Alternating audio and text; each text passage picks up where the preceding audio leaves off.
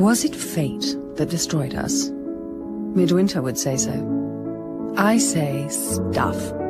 Dreams and portents are for old women. We make our own destiny. We are the victims of our own desires, and must take the consequences. So I can boast that whatever havoc I wreaked, at least it was all my own doing. But it was, I admit, purely by chance, that I was sitting quietly with my dear old foster mother when she found the story in the Times. Oh. Arthur Blanchard, in possession of the estate of Thorpe Ambrose in Norfolk, has died of a fever contracted after having fallen in the River Thames. Careless? His surviving heirs, that is to say his uncle Henry and son Charles, were touring the continent.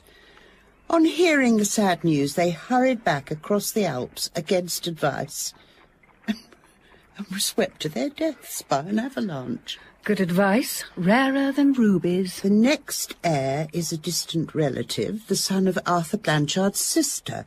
This young man, who goes by the name of Alan Armadale, has been living quietly in the West Country since the recent death of his mother, and with no other surviving family, now inherits that Blanchard fortune and the estate of Thorpe Ambrose, one of the finest great houses in Norfolk. So why do you look at me like that, you old wretch? You might try your hand on this lucky young gentleman. What? Hook him, dear Lydia, hook him. With your own good looks and quick wits to help you. Oh, please. My good creature, just listen to me. The question is not whether you were 35 last birthday. We'll own the dreadful truth and say you were. Bless you. The question is whether you look it. And you don't. You don't look a day over 30. After all I've been through, the bare idea of marrying again makes my flesh creep. What's that against the finest house in Norfolk and a fortune to go with it? As for age, surely your own experience must have shown you that the commonest of weaknesses in young fellows of this Armadale's age is to fall in love with women older than themselves. The chances are all in your favour. Are you sure he will be quite as easy to manage as you think? My dear, with your undoubted charms. Anyway, there's only one man I care 2 straws about. What? Who's this? Don't be alarmed, my dear Maria. He was laid in the grave many years ago, under the name of Beethoven. He keeps me company in my lonely hours. Lydia, dear Lydia, you know what a fascinating woman you can still be when you please. I suppose there can be no harm in finding out a little more information while I'm making up my mind. By all means. You have £20 of mine from the things you sold. 19. Use 10 to make inquiries. Let us find out when young Armadale stirs up the ashes in the family fireplace. When Mr. Armadale prepared to step into his new role as local grandee, he brought with him no family and no retainers, but he was not completely alone. He had with him a companion, young as himself, named Midwinter, who was his devoted friend. As he afterwards told me, Midwinter believed that it was fate that had brought them so close together. But it was I who cancelled and tore to pieces their sacred bond. Well, Alan, is this letter of any importance? Just another worry from those everlasting lawyers. I don't know why we can't sort it all out when we get there. The steward's cottage on the estate is vacant. Aren't I supposed Midwinter, to? old chap, you're going to live with me. Well, surely if I'm to be steward... I'll need to keep my new steward under my eye. So are you going to answer it? Well, the devil knows how. There are 2 applicants for the cottage. One is the lawyer himself, would you believe, Mr. Dodge. The other is a retired major. Here, read it yourself. Major Milroy, an invalid wife and an only daughter. Your lawyer has already been in correspondence with you. He should be preferred. I want the major. Why? The daughter is a young lady of 16. I have not the least doubt Miss Milroy is a charming girl. I would far rather have her pretty muslin dress flitting about my trees than a brown object in gaiters and a wig. Do be serious. I tell you what, let's leave it to chance. I'll spin. Heads the major, tails the lawyer. Now then, look out. Heads. Hurrah, the major it is. Chance is on my side. and Miss Milroy's. You don't mean to say you are really in earnest? I shall write at once. Dear lawyer person, Mr. Darch, that's it. Regret circumstances prevent, yours truly. Dear Major Milroy, come when you please, etc. God, people make such a fuss about letter writing. I find it easy enough, though. No, Alan, really? What? I have set our inquiries on foot. I went to the private inquiry office on Shadyside Place. Not the cheapest way of going to work. No, my dear Lydia, but the safest. The investigator and I understood each other in 10 minutes. A harmless-looking young man, but a regular Jesuit at a private inquiry. And one thing he has discovered is that there's an ornamental cottage in the Thorpe Ambrose grounds, and young Armadale has chosen to let it. The tenant is a half-pay major named Milroy, a meek sort of man, by all accounts. With a bedridden wife, it's not been seen by anybody. So? So, the major has a daughter. A minx, turned 16, lively and nice-looking. Hateful little wretch. Dowdy in her dress. Thank heaven. And deficient in her manners. Thank heaven again. She's been brought up at home, but the governess has left. Her education stands woefully in want of a finishing touch. Ah. So I would be happy to hear how you mean to meet the double difficulty of inflaming Mr. Armadale and extinguishing Miss Milroy. Oh, give me the balance of my £19 and I've done, you old bitch. No. Forgive me. Oh, I'm in one of my tempers tonight. I want a husband to vex or a child to beat. Your question was so shockingly abrupt, I really can't answer it. Ask me another. My dear Lydia, could it be the modest ambition of your life to become Miss Milroy's governess? Yes, if you please. If you will assist me by becoming my reference. Good. Then shall we leave off our fencing match and come to serious matters? A woman with your appearance and your abilities can go into any society she pleases with money in her pocket and a respectable reference. I will provide both. But my investment must be safeguarded. We will draw up an agreement. He will advertise for the post. What if he gives an address in London? Then goodbye to our chances. But if he gives an address in Thorpe Ambrose... And I fix my salary at a figure to tempt him. And a very tempting figure you have, my dear Lydia.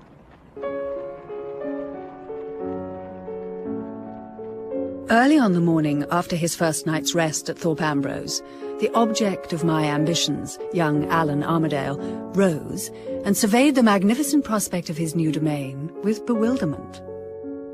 I wonder what room this is. Smoking room? Hang me if I can beat it into my head yet that this is all mine. Oh, hello. Sorry, sir. Dusting, sir. Don't let me startle you. Who are you? Housemaid, sir. What's your name? Susan, sir. A very pretty name and a very pretty face. Thank you, Mr. Armadale. Now, Susan, this is Mr. Midwinter. He is the new steward and my very best friend. You will take your instructions from him. Yes, sir. Do you want to keep dusting for me, Susan? If you please, sir. Then you shall stop here and be a good girl and wear smart little caps and look nice and pretty and dust the furniture, eh? Yes, sir. Now off you go. People talk of the difficulty of managing their servants. I don't know what they mean. Sure, it's not quite so easy. Now, where does this lead? Come on. Good morning, sir. Ah, who are you then? Robert, sir. I'm your valet, sir. Bother that. I'd like to put on my own clothes. I don't want you. I beg your pardon, sir. What room is this? Judging from the books, Alan, I would venture the library. Oh, yes. Yes, more in your way than mine. This is Mr. Midwinter, Robert. He is to be steward. You are all to show him as much attention as you show me. He is my dearest friend in all the world. Yes, sir. Now, how do we get out into the garden? Here, sir. I'll stay and speak to Robert. As you wish. This is pleasant. Nice shady sort of place for a cigar. Oh, don't be such a... It's no use, miss. I mustn't allow it, and I won't allow it. What would Mr. Armadale say? If Mr. Armadale is the gentleman I take him for, you old brute, he would say, come into my garden, Miss Milroy, as often as you like, and take as many nosegays as you please. Come into my garden, Miss Milroy, and take as many nosegays as you please. Oh, it's all right. I'll pick them up. Just hold out your apron. Don't. Pray don't. I humbly bid you welcome to Thorpe Ambrose, sir. Oh, I'm so ashamed. My name is Abraham Sage. I've been employed in these grounds for more than 40 years. There. Got them all. Thank you. And I hope you'll be pleased to continue me in my place. My tongue ran away with me. Oh, Mr. Armadale, what can you think of me? I think the luckiest walk I ever took was the walk this morning that brought me here. I deserve a good scolding. I don't deserve compliments, least of all from you. Oh, yes, you do. Besides, it isn't a compliment. It's true. You are the prettiest, most I beg your pardon, Miss Milroy. My tongue ran away with me that time. I humbly bid you welcome to Thorpe Ambrose, sir. My name is Abraham Sage. I have been employed on these grounds for more than 40 years. And you shall be employed for 40 more if you'll only hold your tongue and take yourself off. Oh, yes, sir. Thank you, sir. My dear Miss Milroy, you shall not be troubled with him at any rate. All the flower beds in the garden are at your disposal, and all the fruit in the fruit season. Oh, Mr. Armadale, how very kind you are. How can I thank you? By taking me with you on your morning walk. Oh, shouldn't we have some other person with us? Surely I shouldn't take your arm until I know you a little better. I'm sure it's wrong. Where should we go? To where I live? To the lovely little cottage you've let to Papa. If you hadn't let the cottage, I'd have had to go to school. Well, haven't you been to school? Never. There was Mamma's illness and then Papa's unfortunate speculation, so I had to stay at home as a comfort. I had a governess, but she left us to be married, so now we must advertise. Come along and I will introduce you to Papa. Well, but isn't it too early? I'm sure he will be only too glad to see you. He will show you his clock. His clock? Clockmaking is his occupation, now that... It is a monstrous fine clock.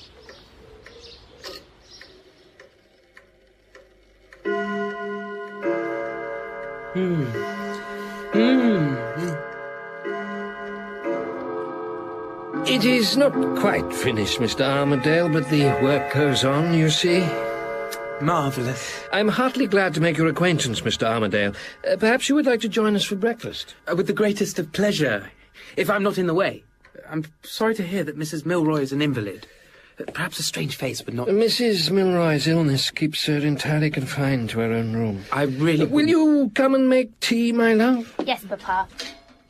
Papa, what is this? Our advertisement for a new governess. I've just finished it. Oh, Papa, what's this? Why do you tell them to write to Grandmamma? Because she is on the spot and can question them. But I want to see the letters myself. I am sure some of them will be amusing. My dear Mr. Armadale... I told him all about it. Pray don't make a stranger of me, Major. Besides, I want to help in choosing which we answer. We can send the ones we prefer on to Grandmamma. Do let me alter it, Papa. We shall get no breakfast, Mr. Armadale, if I don't say yes. Then you had better let her have her way, sir. I always do. There. By letter to Thorpe Ambrose Post Office. I'm sorry, Mr. Armadale, but it is such a comfort to get all one's business off one's mind before breakfast. 3 days later, one of London's newspaper boys got his business off his mind before breakfast, and the last of the morning's newspapers which he disposed of was the newspaper he left at my dear Mariah's door. Chance? Fate? If you like.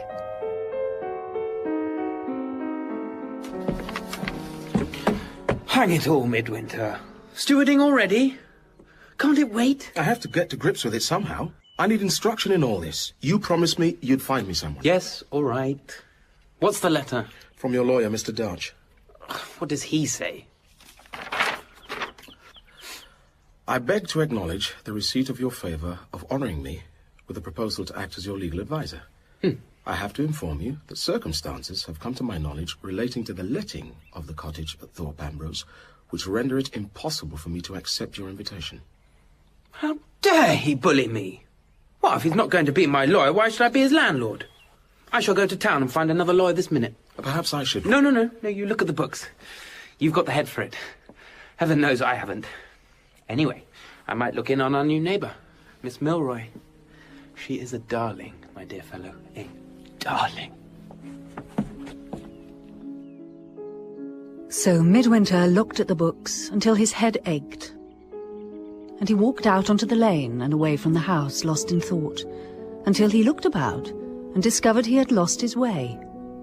But advancing towards him was the figure of a man, a lean, elderly, miserably respectable man, a man fated, as Midwinter would say, to be my instrument and his mortal danger.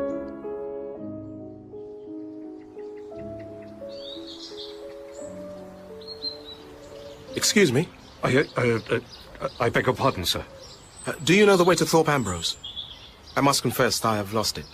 I beg your pardon, sir. The town or the house?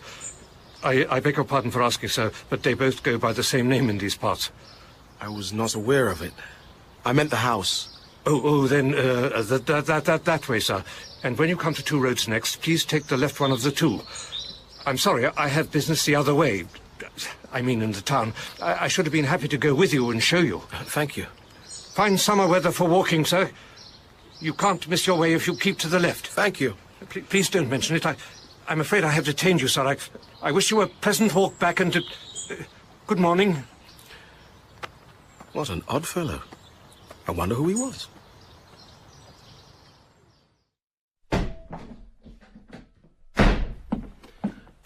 Cheer up.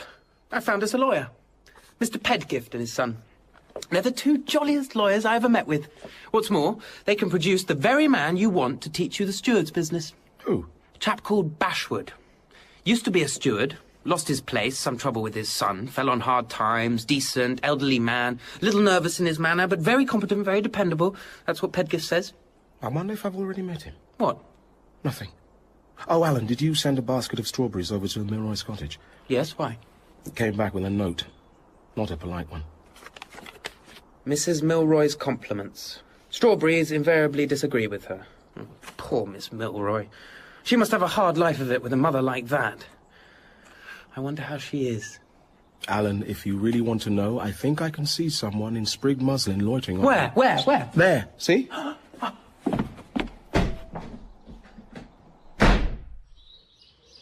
Oh, Mr. Armadale, I hoped I would meet you this morning. Did you? I have only a moment.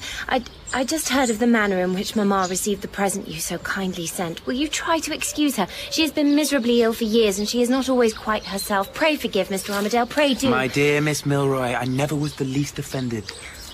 I should like to have a basket of fruit sent back every day, if only I could be sure of its bringing you out. Oh, Mr. Armadale, there really is no end to your kindness. But don't you think that it is almost time now to let go of my hand? I beg your pardon. Let me kiss it. Oh, I'm sure that's wrong. Well, I meant as an apology for holding it too long. My new governess is coming, you know. Coming already? She wrote such a nice letter, and her terms are so reasonable. So after tomorrow, you won't be able to kiss my hand, Mr. Armadale, because I will have Miss Lydia Gwilt to take care of me. Tomorrow will be our last meeting like this. Goodbye. Till then. Goodbye.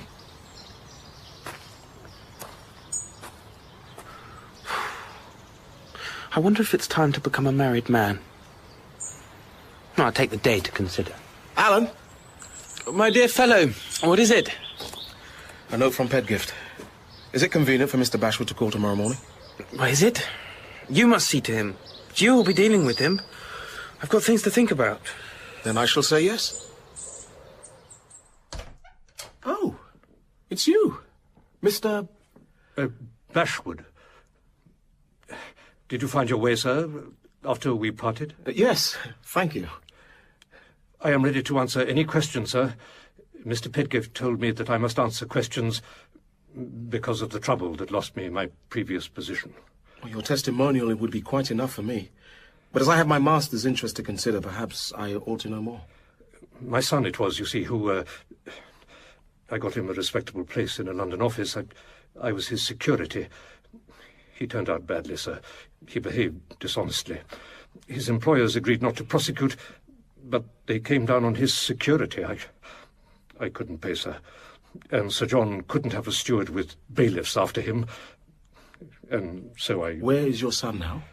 He found employment with a private inquiry office. It suited him much better when I last heard. I see. Well, thank you, Mr. Bashwood. I must speak to Mr. Armadale, but then we will agree terms, I am sure. Oh, thank you, sir. Thank you. Whatever you say. Perhaps we might be guided by Mr. Pedgift. Yes, sir. Thank you, sir. Then I wish you a good evening, sir. Thank you, sir. Poor Midwinter. I don't know how he keeps at it. Bookkeeping like that would drive me to despair. But he is a good friend. So he does it for me, I suppose. Dear fellow. Oh, how I wish he was happier. I wish he could get to know Miss Milroy. He'd tell me I should marry her. I'm sure he would. Good morning, Mr. Armadale. Miss Milroy, please, won't you call me by my Christian name? I couldn't, just yet. May I not use yours? I don't like it. I like everything that belongs to you. I think Eleanor is a beautiful name. It doesn't fit me. Neely is much better. Anyhow, I have another name in my head, which is much better worth talking about than mine. Well, what name is that? If I had been a man, I should so like to have been called Alan. Neely, Miss Milroy, there is something I would like to ask you. Yes?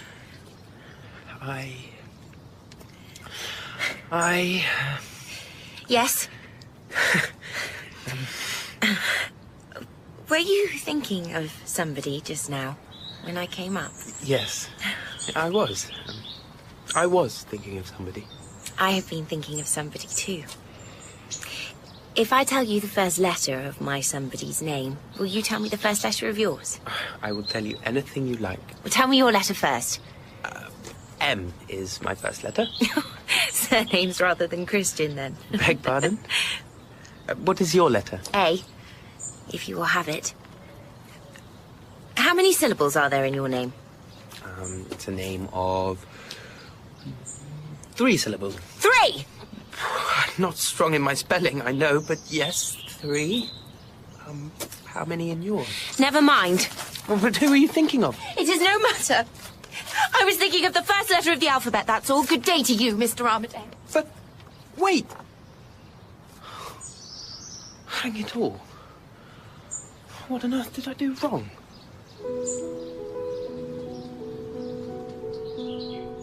His stupidity, her pride. Little things, but they brought it on themselves and gave me my chance. The following morning, it was not Alan who went walking in the park, but Midwinter, who had risen early and was trying to clear his head of uneasy dreams. And thus it was that I first met him. Who is that man in the summer house? Is he a friend of yours, Miss Milroy? He is a friend of Mr. Armadale's. A friend of Mr. Armadale's? There's something about him.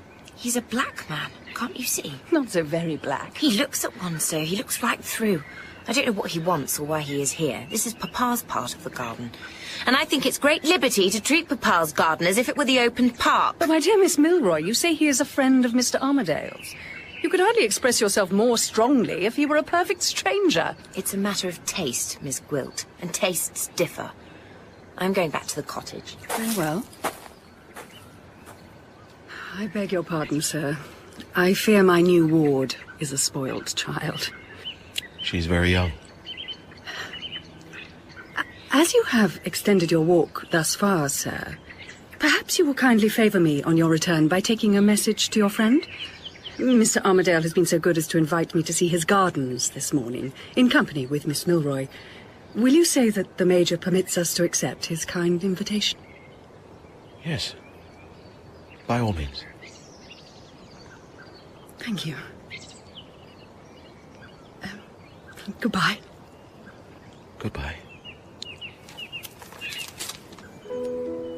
What a very strange young man.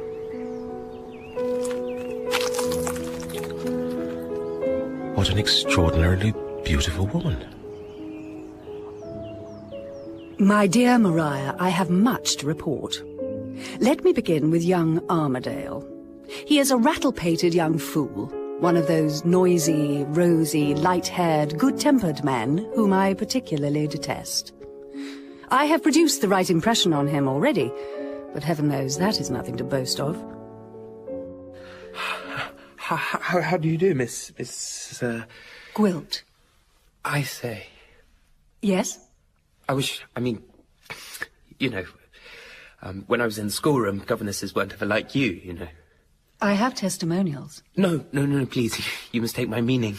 You mistake me entirely. I only meant to say that... Yes? That I'm sure that, well, you know, you must come to us again. Come soon. You must promise. The only difficulty with him is the difficulty of concealing my own feelings. I really never saw a man whom I could use so ill if I had the opportunity. And he will give me the opportunity, I believe, sooner than we counted on. My pupil comes next. She too is rosy and foolish, and awkward, and squat, and freckled, and ill-tempered, and ill-dressed. And we can see what progress you have made. Euclid. No. Homer? Virgil? Goodness, no. French? I never can get on with it. It all goes wrong in my mouth. Music? Oh, yes, I adore music. Ah. Not those old dead people, but I love a polka. I suppose you are too old to dance now, Miss Gwilt. No fear of Miss Milroy, though she already hates me like poison, which is a great comfort. She has made the most of her opportunities with young Armadale, and she has been stupid enough to fall out with him. There has been a tiff, and it has not been made up. When I tell you she is obliged to observe how young Armadale already admires me, you will understand the kind of place I hold in her affections. A fair prospect, then, but there are two ugly spots. First, Mrs. Milroy. Rachel, give me my glass. Here you are. Older and older and sicker. My husband will soon be a free man. She is bedridden with a spinal complaint, incurable, a really horrible object to look at, and already insanely jealous of me. If she can turn me out of the house, she will. The Major is perfectly insensible. His wife's jealousy is as monstrous a delusion as any that could be found in a madhouse. But I own I will breathe more freely when Armadale opens his foolish lips and proposes to me, and sets the Major advertising for a new governess. The other spot? Armadale's friend, a Mr. Midwinter. Everything about this man is more or less mysterious. He is young and lean and active and dark, with bright black eyes which say to me plainly, we belong to a man with brains in his head, a man who hasn't always been hanging about in a country house in attendance on a fool. He has suffered something. This evening, at a little party, they made me play, and I did my best. They all crowded round to pay their compliments, my charming pupil with a face like a cat just before it spits. I say, Miss Gwilt, that sounded awfully good. Thank you, Mr. Armadale. You ought to give Miss Milroy lessons. Alas, Miss Milroy won't settle to the instrument, I fear. You could teach me. Should you like that? I would, most awfully. They said at school that I hadn't got a musical bone in my body, but I'll wager if I did, you could bring it out. I wouldn't mind trying. With you. Then we must arrange it. Just between us. We don't want to make Miss Milroy jealous. Mr. Midwinter, on the other hand, waited until it was time to go, before he caught me alone on the terrace, and took my hand. Miss Gwilt. Sir? I mean no disrespect. Your playing was wonderful. I have never heard anything. Sir. It moved me. Thank you. Thank you, sir. We get what we can by experience. You are Alan's age, I think. Yes. But, forgive me, you seem much older. I believe you have seen suffering. Perhaps. I do not quite see how you and Mr. Armadale fit together. I was curious, I confess. I sat him down in a little arbour and persuaded him to tell me his story. I had to persuade at some length. He is secretive by nature. But eventually I prevailed. My father died of the results of dissipation when I was still a baby. My mother, she was Barbadian, remarried soon after. So I grew up with a stepfather, Alexander Neal, writer to the Signet, Edinburgh. My first recollection of Neal is his beating me with a horsewhip. Then I remember being locked in the lumber room with bread and water, wondering what it was, that made my stepfather and mother hate the very sight of me. Why did they? 'Tis no matter. School is my next recollection. A cheap place in a lost corner of Scotland. I spare you the story of the master's cane and the boy's kicks. I ran away. The first time I was too young and foolish to conceal my name, and I was back in the school the same evening. The result taught me a lesson which I have never forgotten since. Next time I got off properly. Night found me lost on the moor, lying under the lee of a great grey rock. Do you think I felt lonely? No. Not I. I was the happiest boy in Scotland. And when I woke, I found a sturdy old man with a fiddle sitting on one side of me, and 2 dancing dogs in scarlet jackets on the other. He gave me a good breakfast out of his knapsack and took me along with him. Who was this man? A half-bred gypsy, a drunkard, a thief. He taught me to throw somersaults and to sing songs to his fiddle. We toured the fairs. I liked the life. The dogs and I lived together, ate and drank and slept together. Many is the hard days dancing we did together, and we whimpered together when he beat us. He beat you? Seldom when he was sober. But it diverted him when he was drunk. He died drunk. How? I had been 2 years in his service. We were out on the moor. He had been drinking harder than usual. He hit me so hard that he toppled over and fell with his face in a puddle. We thought he was fainting, but we ventured up at last. And when I got him on his back, he was dead. I took his fiddle and his stick, and we went away and left him. But the dogs and I did badly after he left. One of them was stolen, and the other was shot. I took a job with a bookseller. I found it because he was a miser and offered only starvation wages. Can you guess what made the life endurable? You read his stock. Just so. Books saved me. And then? Then I found work as an usher in a boys' school. But soon after I took the post, I fell ill with typhus. And they turned me off because of the risk of contagion. What did you do? I wandered. I was found by labourers, and they took me to an inn. And there, Alan took charge of me, and nursed me, and showed me kindness. More kindness than I have ever known, and I have loved him for it ever since. I would lay my life down for him. I often dream that he is in some fatal danger, and that I must save him. So here I am, my dear Maria, with Mr. Midwinter and his strange life on one side, and Mrs. Milroy and her jealous fantasies on the other. And in the middle... No, no, Mr. Armadale. Hold your wrists a little higher. Here.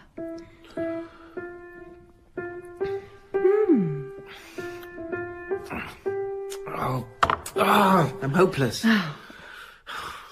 You play something, please. Very well. I wish I could have you here always to play for me. So, the young lout, Armadale, is hinting matrimonial intentions to me already. But Miss Milroy's eyes are sharp, and Mr. Midwinter's eyes have a fire in them which might not be easy to put out. I must take my chance. By the by, there is one other person who comes and goes here, an old man named Bashwood in the steward's office.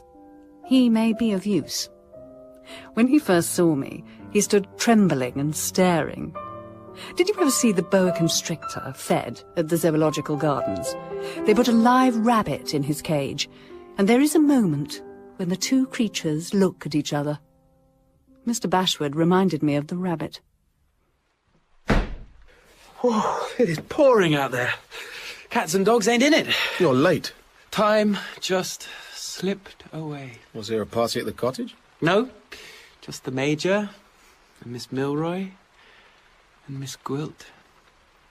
You seem out of spirits. No. What's the matter? I may as well tell you. It's nothing to be ashamed of. I only wonder you haven't noticed it before. I'm in love. Why, is Miss Milroy more charming than ever? Miss Milroy? I'm not in love with Miss Milroy. Well, who is it, then? What a question to ask. Who can it be but Miss Gwilt? Miss Gwilt? I suppose you don't approve of it. Well, it's too late to make objections. I'm in love with her. A fortnight ago, you were in love with Miss Milroy. Well, a mere flirtation. It's different this time. So you don't approve of the thing? Do you object to her being only a governess? No. I can't honestly say it would stand in the way with me. A governess is a lady who is not rich, and a duchess is a lady who is not poor, and that's all the difference I acknowledge. Miss Gwilt is older than I am. Say 7 or 8 and 20. What do you say? Nothing. I agree with you. Do you think 7 or 8 and 20 is too old? If you were in love with a woman yourself, you wouldn't think 7 or 8 and 20 too old, would you? I can't say I should think it too old if you were really fond of her. Well, if there's no harm in her being a governess, and no harm in her being a little older than me, what's the objection to Miss Gwilt? I have made no objection. I don't say you have. You don't seem to like the notion of it, for all that. Are you sure of yourself? What do you mean? Are you really attached to this lady? Have you thought seriously about asking her to be your wife? I'm thinking seriously of it at this moment.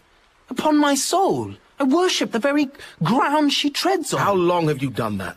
Longer than you think. I know I can trust you. Don't. Nonsense. I wanted to consult you about it. You see, I've had private opportunities with Miss Gwilt. I understand. Well, don't you congratulate me? Such a beautiful, clever woman. I owe you more than that. Shake hands.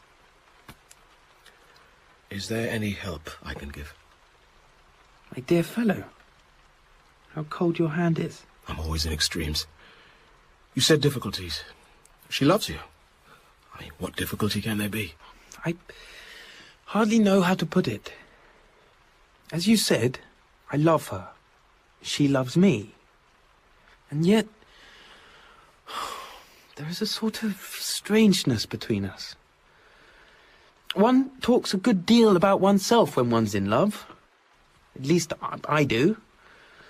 I've told her all about myself, my mother, how I came in for this place and the rest of it. But she doesn't say much on her side. Did you ever ask her? Yes. She looked... I can't quite tell you how. She said, I shall have a melancholy story to tell you one of these days. But you look so happy, I have hardly the heart to speak of it now. Of course, I changed the subject directly. You would say the right words to her, but I'm a blundering sort of fellow. I don't want to distress her. Family misfortunes are such tender subjects. Some dreadful death, some infernal cruelty. But it struck me, the Major might be able to put me on the right track. It is possible. My notion is to speak to the Major. Do you mean to tell him what your intentions are towards Miss Gwilt? Well, I mean to feel my way first, and then tell him or not afterwards, as matters turn out. Indeed. There was that foolish flirtation of mine with Miss Milroy. Might be rather awkward, mightn't it, to propose to his face for his governess instead of his daughter? Alan, do be careful.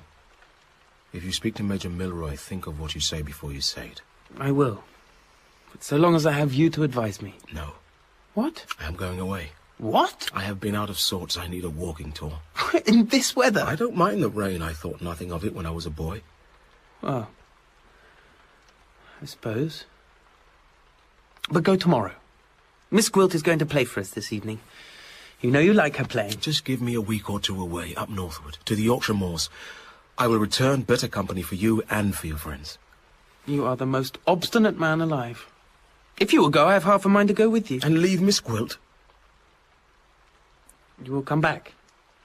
In a fortnight, I promise. Good night.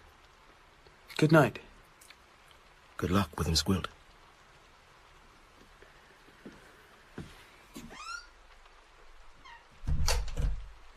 He gets stranger and stranger. Poor fellow. I wonder what she's doing. I wonder if she's thinking of me.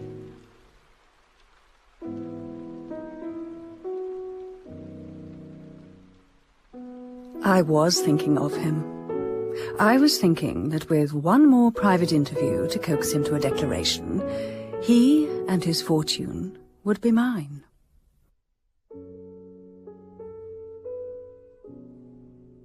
Has the postman come? No. Give me my glass. Rachel, give me my glass. Is there an excuse for poor Neely's mother? Suffering can, and does, develop the latent evil that there is in humanity, as well as the latent good. Red hair and a padded figure and a ballet girl's walk and a pickpocket's fingers.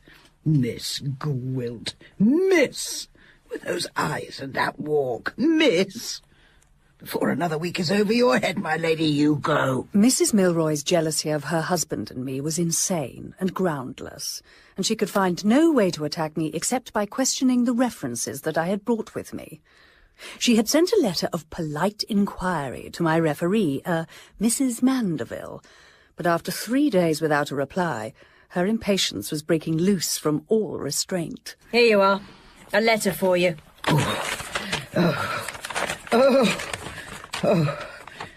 Mrs. Mandeville not to be found here, gone away, no forwarding address. Something wrong? Thank God, yes. Miss Gwilt's an imposter. Miss Gwilt is an imposter. If I die for it, I'll be carried to the window to see the police take her away. There's another letter. For me? For Miss Gwilt. Where is she? Out for another walk. By herself. Can you open it and close it again so nobody knows? Can you spare the grey dress?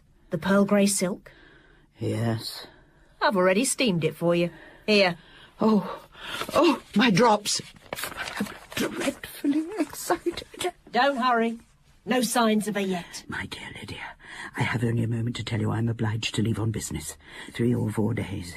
Your letters will be forwarded. I agree with you that it is very important to put him off the subject of yourself and your family as long as you safely can. Oh! Have you done? Can I close it up again? Yes. Anything more? Have the scarf. The scarf to go with the grey dress. Yes, ma'am. Thank you, ma'am. How to make the best of this. Oh, if only I could lay my hand on some man I could trust. If only I had someone to help me. Mamma, may I come in? What do you want? I've brought up your breakfast, Mamma. For once. Well, very well, come in. I thought I should like to bring you up your breakfast. For once in a way. What's wrong? You look out of health and spirits. Something's vexed you. What is it? I didn't want to stop in the breakfast room, that's all. Who's vexed you? Has Miss Gwilt anything to do with it? Mamma, you read my thoughts. I declare you frighten me. What's the matter? What is it? Come on, about Miss Gwilt? What is it? I can't bear her, that's all. I shall throw something at her head if we go on much longer like this. I'll go to school. I'll do anything to get rid of Miss Gwilt. What have you got to complain about? Nothing. I don't care. I hate her. Why don't you speak to your father? She's always on her best behaviour with him. No. Now you've come to the right person. Go on abusing Miss Gwilt. I like to hear you. I hate her too. Why do you hate her? Oh, never mind. Why do you? Because she's trying... Trying what? Trying to make somebody who is much too what? Much too young for her. Marry her? Yes, Mamma. Ah, who is it, Neely? You will never say I told you, Mamma. Oh, never. Who is it? Mr. Armadale. I see. A blind. She does it to throw sand in my eyes. What? Never mind. Is she likely to succeed? He is infatuated.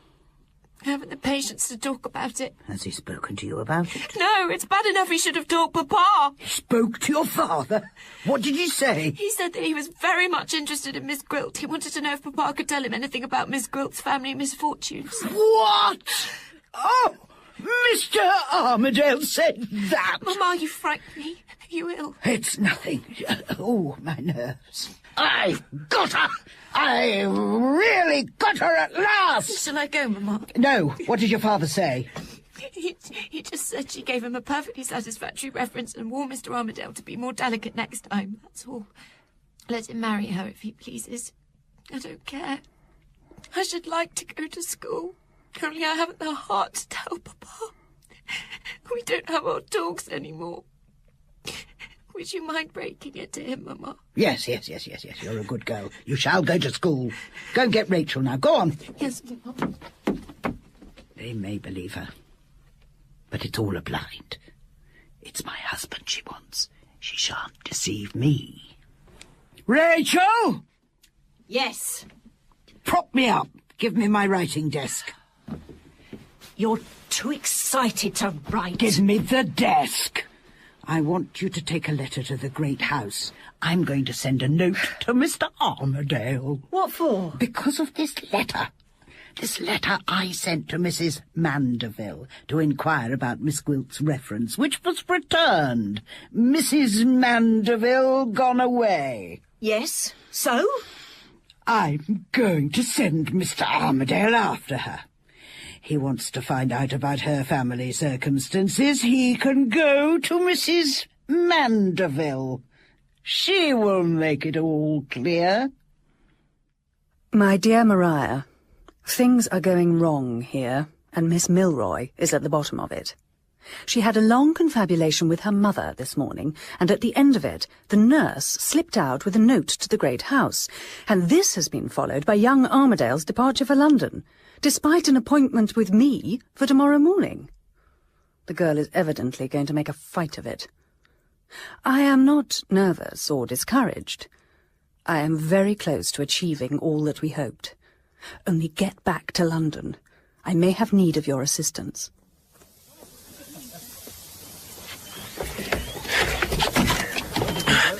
Oh, Miss Pedgift, that's awfully kind of you. I'll see to the luggage, Mr. Armadale. You get yourself comfortable. Thank you. I have some business to settle in London. Oh, delighted to keep you company, sir. Any business in particular, sir, as your new lawyers, if there's anything with which we can assist. No. Unless, of course, there's a woman in the case. Have you decided on somewhere to stay? No. Perhaps I might recommend. By all means.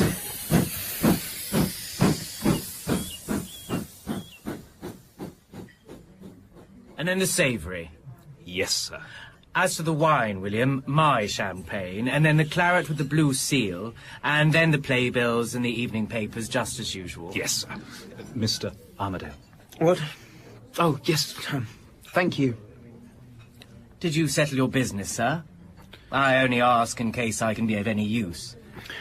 Something has happened, Mr. Pedgift. I don't know what to make of it. I should like to have your opinion. If you will excuse me not entering into all the particulars. Sketch it in outline, sir. The merest hint will do. Well, I had a person to inquire after. I went to see a lady, a Mrs. Mandeville of Kingsdown Crescent in Bayswater. And when I asked for her, the servant said she had gone away without leaving a forwarding address. What do you think of that? Perhaps I might be allowed to ask generally whether your business with Mrs. Mandeville is of a nature to interest you in tracing her. Certainly. I have a very particular reason for wishing to see her. Then I could help you find her, sir. Could you? If you wouldn't mind leaving the thing afterwards entirely in my hands. With all the pleasure in life. And if necessary, when the time comes, leave it in mine.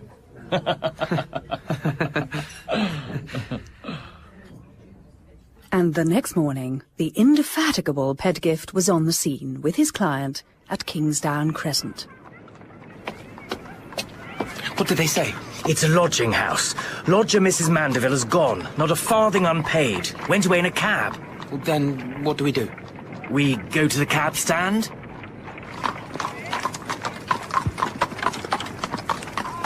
Hop in, sir. I found the man. He remembers the lady, and he thinks he can find the place he drove her to.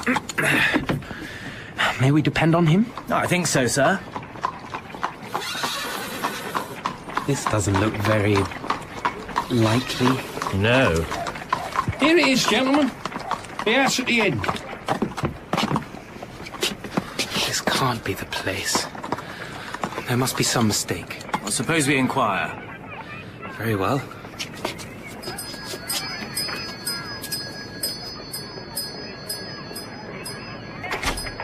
What do you want? Good morning, mademoiselle. Is Mrs. Mandeville at home? No person of that name is known here. Perhaps they know her next door. Perhaps. I rather congratulate Mrs. Mandeville on not being acquainted with that young lady. The other door is a doctor. Look, Dr. Downward. In the absence of any further information, sir, what do you say to my making some inquiry about that house? Well, there can't be any harm, I suppose, in making inquiries. Very good, sir. Shall we meet again at the hotel? You seem to be in low spirits, Mr. Pedgift. Couldn't you get any information? I've had 3 different reports, and they've all said the same thing. Yes? If you take my advice, sir, you will not stir another step in this inquiry. What? It is just possible that the cabman was mistaken. I strongly recommend that you take it so. No. Out with it. What did you hear? Very well, sir. If you will have it. But don't blame me, Mr. Armadale. I tried to spare you. The house where we spoke to the young lady is a house of ill repute. Ill repute? What repute? I mean, sir, that it... Good Lord! What do you mean? Then that young lady herself, the lady you spoke to, is... Yes, sir. Good Lord! I had no idea. What about the other place? The doctor. He is associated with the business. How so? Well, sir, the young ladies need a doctor, of course, when they... I see. I see. Awfully sorry, sir. Where is that champagne? Oh, poor Miss Gwilt. There is something wrong about her after all. Something not respectable. I shan't go back to Thorpe Ambrose just now. I can't see her. But I can keep her miserable secret. And I will. I will write to Mrs. Milroy and tell her that I can't proceed in the matter. But Mrs. Milroy sprang her trap. Her letter came by return of post. It is quite impossible that I can allow the matter to rest where you have left it. I consider it my duty to my daughter to have this very unpleasant matter cleared up. And then came a letter from the Major. Mrs. Milroy has informed me that Miss Gwilt has exposed herself to the suspicion of having deceived us by a false reference. I was told to apply for all particulars to you. I beg to ask what these particulars are. And then when Alan had refused to supply these particulars, came another. Your refusal to answer my questions can be interpreted in only one way, as an implied reflection on my governess's character. Allow me to remark that our idea of the conduct which is becoming in a gentleman differs seriously, and permit me on this account to request that you will consider yourself for the future as a stranger to my family and to myself. One wretched, bedridden invalid had thwarted me. Her mind was crooked as her spine, but I had to admire her, and then be even with her. Perhaps you'll allow me to suggest, by way of preparing you for something a little unpleasant, that we shall want a particularly good dinner today, and then something at the opera. A little unpleasant? Do you mean from Thorpe Ambrose? Yes, Mr. Armadale. It can't be worse than the Major's letter. I fear it can, sir. I have received a letter from my father, who wishes to communicate some happenings there. What happenings? Scandal, sir. Scandal? Miss Gwilt has requested permission to withdraw herself from Major Milroy's service. The opinion of the town is that she's had to do this in order to defend herself against undefined imputations cast on her by someone. Oh, no. She has established herself in lodgings in the neighborhood. She has a letter from the old lady who wrote her reference, full of virtuous indignation and offering the fullest inquiry. Oh. The letter has been shown publicly, and Miss Gwilt is considered to be quite a heroine. There is a movement on foot to get her employment as a teacher of music. She has visited my father and told him that she doesn't blame Mr. Armadale, but everyone else does. It is roundly stated that you have been prying into Miss Gwilt's affairs with the most dishonourable motives. My father suggests you should return to Thorpe Ambrose. Oh, the devil! No one will say that I'm remaining in London because I'm ashamed to show my face. Where's the timetable? I'll have a special engine. I must and will go back instantly. Hurry back, Mr. Armadale, hurry back. Your dearest Lydia is waiting. She is not done with you yet.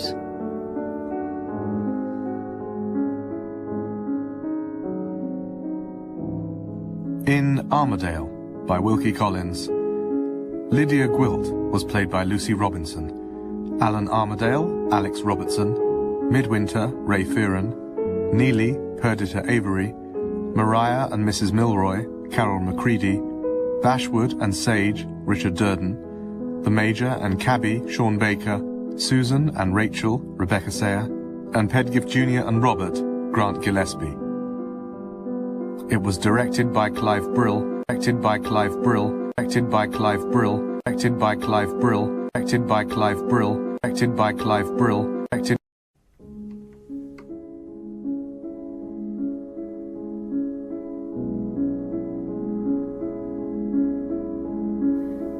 Some say we are ruled by fate.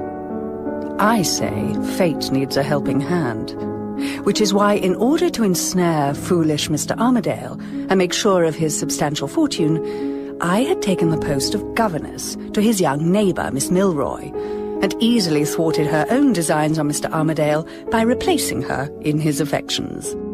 And when Miss Milroy's mother discovered that I was not entirely what I seemed, I had left that post, winning the sympathy of all for a woman driven from her position by innuendo and gossip, and lingering obstinately in the neighbourhood. How else could I charm Mr. Armadale with my explanations?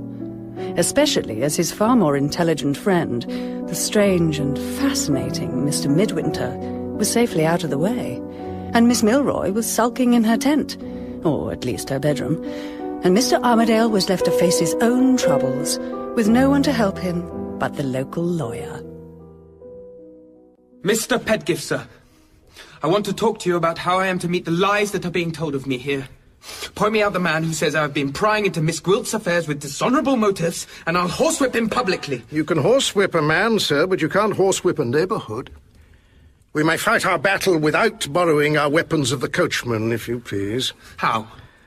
How am I to contradict the infamous things they say of me? By proving to the whole neighbourhood, Mr. Armadale, what I firmly believe to be the truth. That the pet object of the public protection is an adventuress of the worst class. An undeniably dangerous and worthless woman. In plainer English still, sir, by employing time enough and money enough to discover the truth about Miss Gwilt. Excuse me, sir. I thought I told you I was not to be interrupted. A letter, sir. The person waits for an answer. Well, who can it be? Miss Gwilt?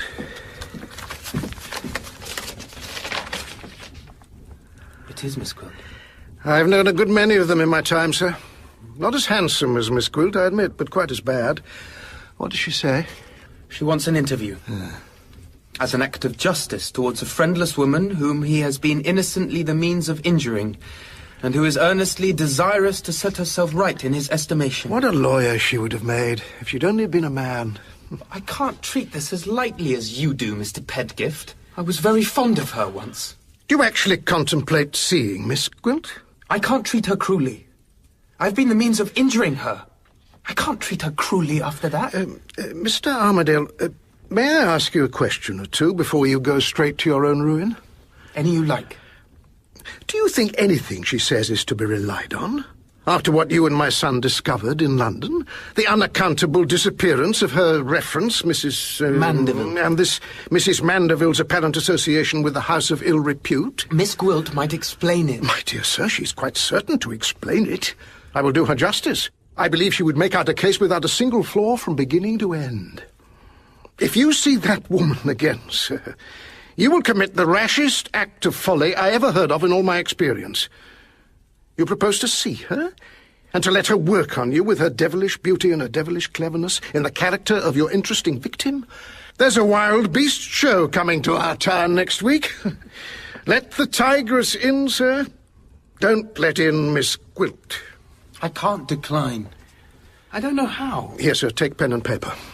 And write. Mr. Armadale presents his compliments to Miss Gwilt and regrets that he cannot have the pleasure of seeing her at Thorpe Ambrose. It seems brutal. Sir? Have this note taken to Miss Gwilt's messenger. Here. Sir. Now, sir, let us put my opinion of Miss Gwilt to a practical test. Do you think she's likely to persist in paying you a visit after the answer you have just sent to her? Impossible. She is a lady. She will never come near me again. But I say she will snap her fingers at your letter. I say she's in all probability waiting her messenger's return in or near your grounds. I say she will try and force her way in here. No. Then permit me to give orders that you're not at home. But... If you are right about Miss Gwilt, it's a mere formality. If I am right, it's a wise precaution. Very well. If you must. Sir? If Miss Gwilt calls here, Mr. Armadale is not at home. Sir? I've stopped her out now, at any rate. We may go on with our conversation. No offence to you, but it is not a very pleasant one. Get it over as soon as possible. Let me, put my point, sir. Very well. All Miss Gwilt's proceedings show me that she's an old hand at deceit. The moment she's threatened with exposure, she leaves the Major's service in the character of a martyr. Once out of the house, she boldly stops in the neighbourhood. She shows everybody that she's not afraid of another attack on her reputation, and she's close at hand to twist you round her little finger. You put it very cleverly. Differ with me as you please, sir, but don't make up your mind fully until events have put those two opposite opinions of ours to the test. I agree with you that no lady worthy of the name could attempt to force her way in here after receiving your letter. But I deny that Miss Gwilt is worthy of the name. I say she will try to force her way in here in spite of you. And I say she won't. No. Yes. Sir, anybody for me? Miss Gwilt. Thank you, Robert. Sir. What do you think of Miss Gwilt now? I can't be the means of disgracing her. Then will you take the precaution of having her privately watched to prevent her doing any more harm? No. But what you're not willing to do for your own security, you might be willing to do for another person. What other person? Miss Milroy. Miss Milroy? I met her in your park, Mr. Armadale, on the way to see her father, and found her in some distress. Why? Because of the parting interview she described to me between her governess and herself. Your mother, Miss Milroy, has declined to allow me to take leave of her. Do you decline too? We have not been good friends, and I believe we are equally glad to part with each other. But I have no wish to decline taking leave of you. Shall we shake hands? You are not Mrs. Armadale yet. You shameless creature, how dare you say that to me? Nobody ever yet injured me, Miss Milroy, without sooner or later bitterly repenting it. You will bitterly repent it. It would seem that Miss Gwilt believes that the proceedings in London which led to her discomfiture were set on foot by Miss Milroy in order to advance herself and injure her governess in your estimation. I'd do anything to help Miss Milroy. You don't know, Mr. Pedgift, what reason I have. I'd do anything. Then give me your authority, sir, to protect her from Miss Gwilt. How? I answer for finding a person who will keep watch on her delicately and discreetly. Do as you like. And don't torment me any longer. Many thanks, sir. I wish you a good evening. If only I had Midwinter back again. But Mr. Midwinter had taken himself off on a long walking tour in order to extinguish his passion for me in cold Pennine rain. Fortunate Mr. Bashwood, on the other hand, was coming to meet me. He was walking down an unfinished street in a lonely suburb of Thorpe Ambrose, on the wrong side of town. But Mr. Bashwood's false teeth were brilliantly white, and his wig was carefully brushed. The truth of the matter is, he was my slave. I wish I was the ground she treads on, I wish I was the glove on her hand. Mr. Bashwood! Oh. What a surprise to find you here. I thought none but the wretched inhabitants ever ventured near this side of town. I am followed and watched. There's a man behind the corner there. We must look as if we met by accident. Oh, but I... Ask me what I'm doing. Out loud. Directly. You shall never see me again if you don't leave off trembling and do what I tell you. What are you doing, Miss Gwilt? I'm trying to earn a little money by teaching music. If you are able to recommend me any pupils, Mr. Bashwood, I would be obliged to you. Has Miss Milroy met Mr. Armadale? No. They're bound to make it up, and I must know of it. Ask me my terms for teaching music. What are you frightened about? It's me he's watching, not you. What are... Louder! Or I'll go to somebody else to help me. What are your terms? Don't be angry with me. My heart beats so you'll kill me. Oh, you poor old dear. What business have you with a heart at your age? Be here tomorrow at the same time. 5 shillings a lesson. I'm sure that's reasonable. If that girl manages to speak to him and I don't hear of it, I'll frighten you to death. If I do hear of it, I'll kiss you. Oh. Hush. Say good night. I'll give you one of my flowers. Good night. Good night, Mr. Bashwood. Don't forget my terms. Oh, if only I was young again. She might have liked me when I was 20. I walked on towards the open country, with my watcher following. Then, in the distance ahead of me, I caught sight of another figure approaching. Midwinter. I turned to face my spy. My compliments to Mr. Armadale, and tell him I've seen you clearly, watching me. Watching you? I'm not watching you. Take your hat off when you speak to a lady, you blackguard, or I'll take it off for you. It's well for you, you're a woman. I wonder if I'm strong enough to throw you into the ditch after it. Try it. You're welcome to put your arms around me if you like. What's this? Miss Gwilt? Oh, is it possible, Midwinter? Can it really be you? What's the matter? Oh, Mr. Midwinter. Is this man bothering you? You don't know how glad I am to see you. May I trouble you to speak to him? He has been annoying me all the way from town. Hey, you! No, wait, let the wretch go. You don't know who his employer is. His employer? But... May I ask for the support of your arm? My little stock of courage is quite exhausted. Strange things have happened since you left us, Mr. Midwinter. I have been forced to give up my situation, and I am followed and watched. What? Why? Who is responsible for this? Let me compose myself before I say anything more. Do you mind seeing me safe back to my lodging? Take my arm. Oh, thank you. I am treating you like an old friend, but God knows I want one.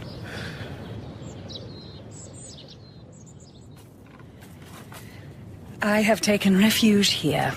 Here? This part of town is... It's clean and quiet. I am too poor to want or expect more. Thank you for accompanying me. We must say goodbye. Very well. Unless you'd like to come in and rest a little. I'm so grateful. Do you think there's any harm in my offering you a cup of tea? No, not at all. Very well. Just the urn, John, and another cup and saucer. Yes, miss. And then I won't trouble you any more tonight. No trouble, miss. How good people are to me. Now, I won't go into my room and make myself smart. You shall just take me as I am. Women are not all coquettes. Oh, please do sit down, Mr. Midwinter. Thank you. You seem anxious. I am very anxious to hear what has happened since I've been away. But I'm still more anxious not to distress you by speaking of a painful subject. I have avoided it for your sake. But you will hear it from others if you don't hear about it from me, and you ought to know why you found me in that strange situation. Pray remember one thing to begin with. I don't blame your friend, Mr. Armadale. Do you mean to say that Alan is... Don't be angry with me for telling the truth. Your friend is answerable, but innocently so. He is the victim of his position. I am the victim of Miss Milroy's determination to marry him. Miss Milroy? But Alan himself told me that... That I was the object of his admiration? Yes. Oh, poor fellow. He admires everybody. I am guilty of the vanity of having let him admire me. But I did not reciprocate. I don't undervalue his many admirable qualities, but a woman's heart is not to be commanded. I have been guilty of the vanity of letting Mr. Armadale admire me, and I have suffered for it. If there had been any confidence between Miss Milroy and me... But no, she disliked me from the first. She took her own jealous view and set out to destroy my position and force me from the house. How? How is Alan involved in all this? How I like your anxiety for your friend. I would give all the little beauty I possess if I could only find such a friend as Mr. Armadale has found in you. I never shall. I can only tell you how your friend is concerned in my misfortunes by telling you something first about myself. I am the victim of sad domestic circumstances. I have a horror of alluding to them among strangers, but my silence exposes me to misinterpretation. There is no one who has better reason to understand and respect your silence than I have. I knew it. I knew it when you told me of your own sufferings. I knew it before you told me. Strange sympathy. Is it too warm in here for you, Mr. Midwinter? Shall I open a window? No, please. Do go on with your story. At Miss Milroy's suggestion, private inquiries were addressed to the lady who was my reference. Mr. Armadale's simplicity was imposed on, and he became the means by which those inquiries were made. Alan! No. Please make allowances for him, as I do. He failed to find my reference at the address given, and this excited all sorts of suspicions. Major Milroy showed me a correspondence between Mr. Armadale and himself. I couldn't defend myself against mere imputations. My pride got the better of me, and I left the place. How dare they? No, don't let it distress you. The ladies in the neighbourhood have overwhelmed me with kindness. I have the prospect of pupils to teach. No, the only complaint I have to make is that Mr. Armadale has declined to see me and to let me set myself right in his estimation. He persists in suspecting me, and it is he who is having me watched. Oh, Mr. Midwinter, don't hate me for telling you what you must know.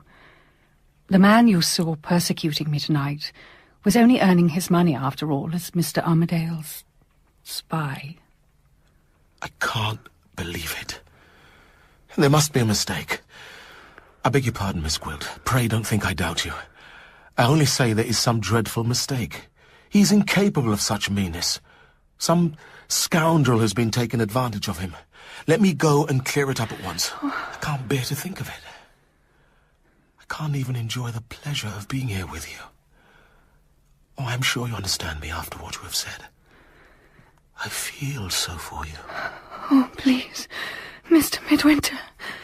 I would only kiss your hand. Oh, spare me. I am so friendless.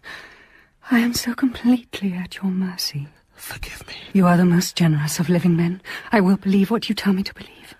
Go. For both our sakes, go. But promise me you'll come back. I promise.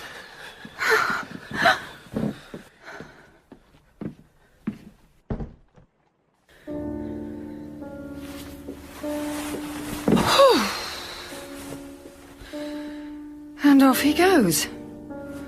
Without a backward look. Charming. And yet, he loves me, I believe. It is even baser work than I bargained for to deceive poor Midwinter. Oh, you are a strange creature, Lydia. Have you got any conscience left? And has that man aroused it? Your colour is very high, my dear. Your eyes are bright. And you are still the fairest of them all. Oh, what am I doing? Am I mad enough to be thinking of him like that? No. Now I shall undress and go to bed.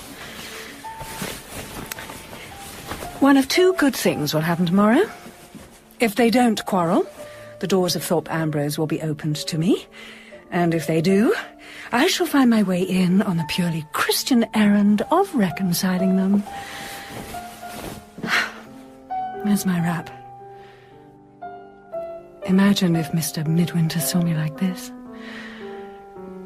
Midwinter. I don't believe in his name to begin with.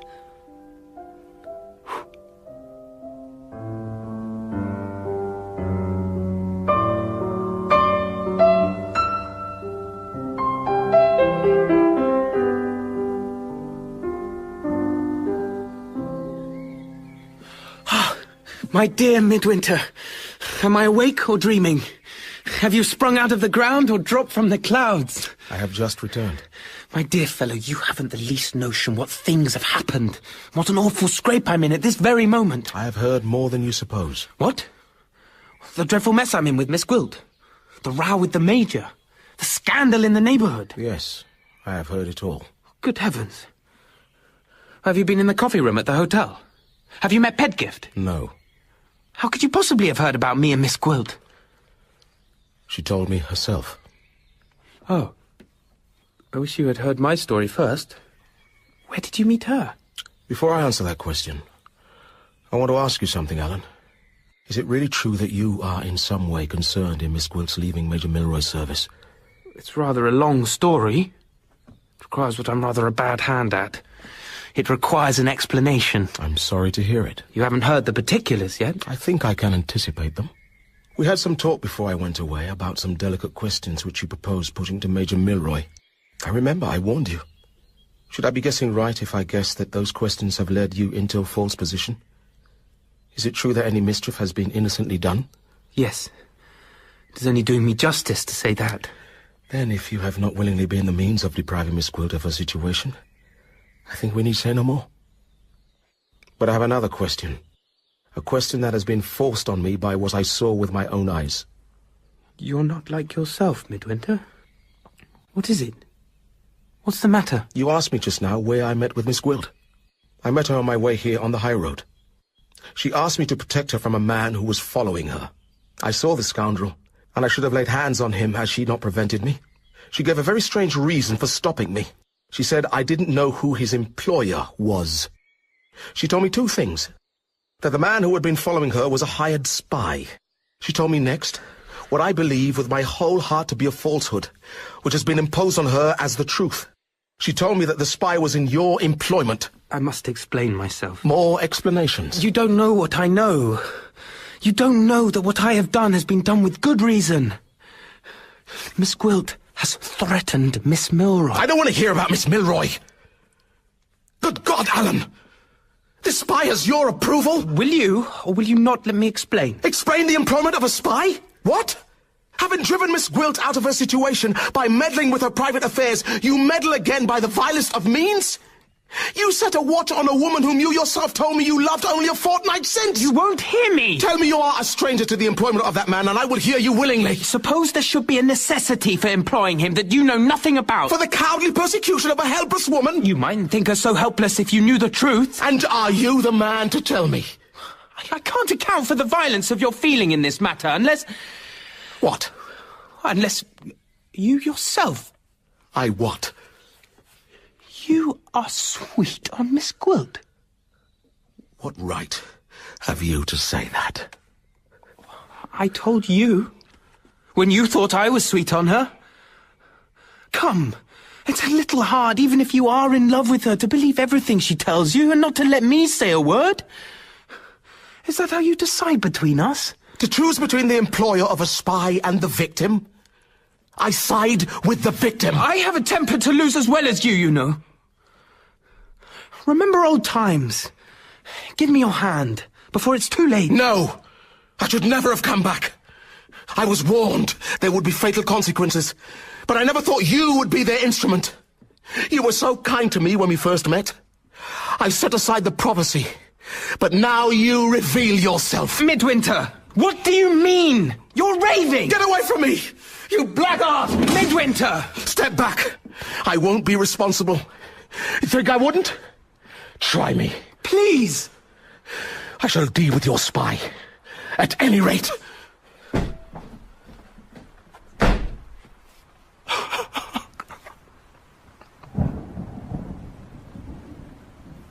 Poor, silly Alan Armadale. Picture him, sitting on a bench, hiding his face in his hands. The self-control which he has bravely preserved fails him at last in his friendless solitude, now that Midwinter, like the rest, has turned against him.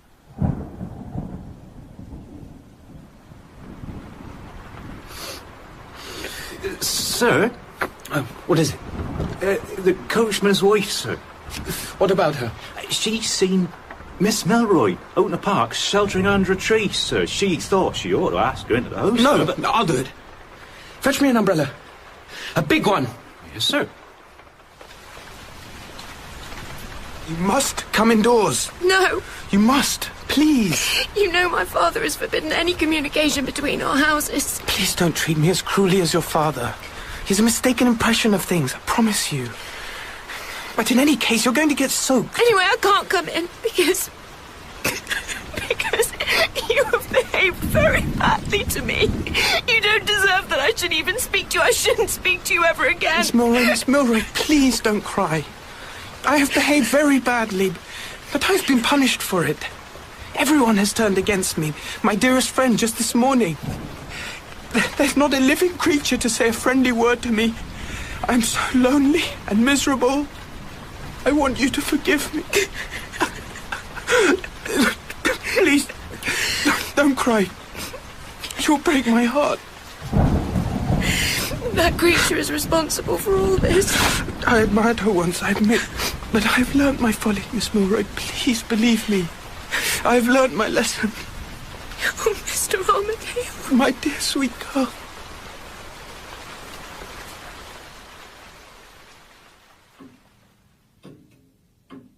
Mr. Pedgift, the person who has been hired to watch Miss Gwilt must be dismissed instantly. May I know the reason for this change of purpose, sir? I've talked the matter over with my old friend, Mr. Midwinter. He's convinced me that there is no necessity for it. But it is quite plain that Miss Gwilt has succeeded in twisting Mr. Midwinter around her little finger. That is none of our business. Have you then, sir, given up all thought of protecting Miss Milroy? I have my own plan for protecting her. Circumstances are altered in that quarter. Ah, I see. Then you won't be interested in my next proposal. What is that? The whole mystery of Miss Gwilt's character may turn on a question of identity. It would not cost much to have a detective officer from London who could take a look at her. Her face may be known to the police. Mr. Pedgift, you persuaded me the last time we spoke to do something I am now heartily ashamed of. You won't succeed in persuading me again. If that is the light in which you see my advice, sir, you leave me no alternative but to resign the honour of acting as your legal adviser. I'm sorry to hear it, but I have suffered enough through interfering with Miss Gwilt. I won't stir any further in it. Then neither shall I. But mark my words, Mr. Armadale, you're not at the end of this business. Someone may yet let in the light upon Miss Gwilt. Good day to you, sir.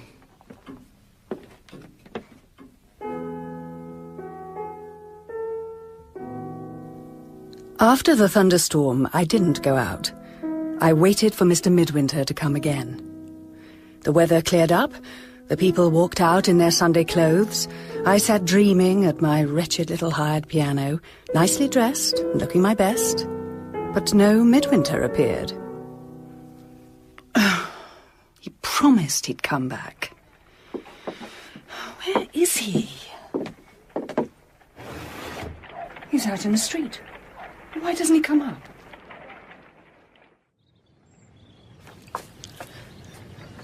You said you'd come and see me. Miss Gwilt. Why didn't you come up? We can't talk properly here. I must be careful of my reputation now, Mr. Midwinter. I ask your pardon for having doubted what you told me. I give it freely. Mr. Armadale confirmed what you said by his own lips. We have quarrelled. I have parted from him. Oh, I am very sorry to hear it. You must be reconciled. No. I must leave Thorpe Ambrose. Huh? I must leave England. What? Why? There are reasons. I have been warned. That's why I couldn't come up and see you. I felt that if I did, fatal consequences would come of it for me and for Alan. What do you mean? I don't want to go, but I must. I must force myself away. I love you. I love you with the first love I have ever known.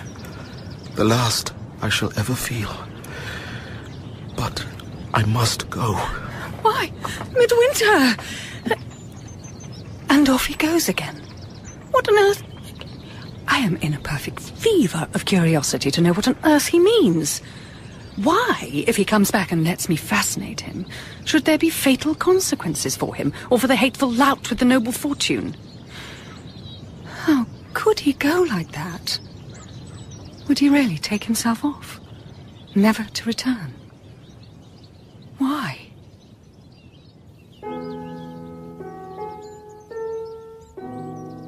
I longed to see him again and ask him what he meant by it. I got quite superstitious about it as the day drew on. They gave me a cherry pudding with my dinner.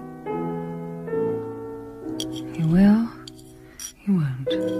He will, he won't. I actually tried if he would come back by the stones on the plate. He will, he won't. Oh. John! Yes, miss? Take it away. Yes, miss? He will. He will. Is that miss? No, nothing. The day wore on. I borrowed the railway timetable. No trains on Sunday. He can't go away till tomorrow, even if he wants to. I consulted my looking glass. It said, "Beautiful thing. He won't let the evening pass without coming back to look at your window again." I got behind the window curtain and waited. And sure enough, there he is, Midwinter. I slipped out the back way and came up beside him as he turned away down the road. I must and will speak with you. Miss Gwilt. Not here. I'll walk on. Follow me. My other watcher seems to have been called off for some reason. He said nothing in reply. What was going on in his mind I couldn't pretend to guess. He hung back. You look as if you were afraid of me. I am afraid of you. And of myself. Not encouraging, not complimentary. I was half inclined to wish him good night. I led the way out of town and through a little wood, he following all the while. There was a dip in the ground and a little pool beyond, all white and shining in the twilight. I sat down on a tree trunk and looked back for him. Come. Come and sit by me here. Why am I so particular about all this? The place made an unaccountably vivid impression on me. If I end badly, suppose we say on the scaffold, I believe the last thing I shall see before the hangman pulls the drop will be that little shining pool. Don't despise me. I am obliged to bring you to this lonely place. I should lose my character if we were seen together. You have said some very strange things. I must know what they mean. It's too late. Ask me something else. Ask you what? Ask me if I love you.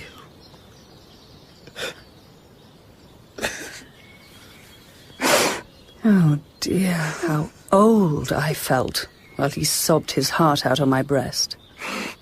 My hand lifted somehow, and my fingers twined themselves softly in his hair. Horrible recollections came back to me of other times, other men, and made me shudder as I touched him. Yet I did it. What fools women are. I don't believe you love me. You frighten me with mysteries. What did you mean by saying it would be fatal to Mr. Armadale if you came back? What danger can there be? I am so grieved to have frightened you. I hardly know what I am saying. My mind is miserably disturbed. I can't sleep. Pray forgive me. Oh, I'm not angry. I have nothing to forgive. We are both imprudent. We are both unhappy. Do you really love me? If only you knew. Kiss me. No. No, I am just a woman who has taken your fancy. Be my wife. Marry me. Marry you? Under what name, Mr. Midwinter? Don't expect me to believe that Midwinter is your real name. No. What is your name, then? Huh? What, no confidence? No confidence in the woman you have just asked to be your wife? If I tell you my name, I must tell you more. It is a dreadful story. I'm not afraid. It must be a secret. Very well. I can't. I love you. I love you. Oh, now will you tell me? I can't. Oh, I hate you. Just leave me instantly and never see me again. No. You have given me back my courage. You shall know who I am. In the silence and the dusk, he took me in his arms again and told me who he was. My name is Armadale. What? How? How are there two Armadales? Yes. Alan is called Armadale, and so am I. But he doesn't know. What do you mean? Why doesn't he know? Because it is a terrible thing. I only found out the whole story myself a little while ago. My father and Alan's father were enemies, but they had the same name. How did they? Because my father was made the heir to the Armadale estates in the West Indies by his godfather, and so took the name and lived there. The real heir, who already had the name of Armadale, but had been disinherited for his dissolute ways, came to Barbados for revenge. A duel? No. He stole my father's fiancée, a Miss Blanchard, as she was. Alan's mother? Yes. And for that, my father murdered him. How? Drowned him. My father murdered Alan's father. It was thought to be an accident, but it was murder. Two men called Armadale, and one killed the other. Do you see? Yes, but... Both men fathered sons. The Alan you know was born soon after his father was killed. But his killer went on to marry an unfortunate Barbadian woman. And I am the fruit of that union. My mother also named me after my father. Alan Armadale. Two Alan Armadales. Do you see? But how do you know all this? Solicitors in London. They found me out after I met Alan. By advertisement. They had a letter for me. My father's confession of his crime, dictated on his deathbed, and a small sum of money. All that remained of his estate. Your name is Alan Armadale. Yes. How absurd. Oh, well, that's why they hated you. Your mother and your stepfather, they knew the story. Yes. My stepfather knew I had a murderer's blood in my veins. Hence the horsewhip.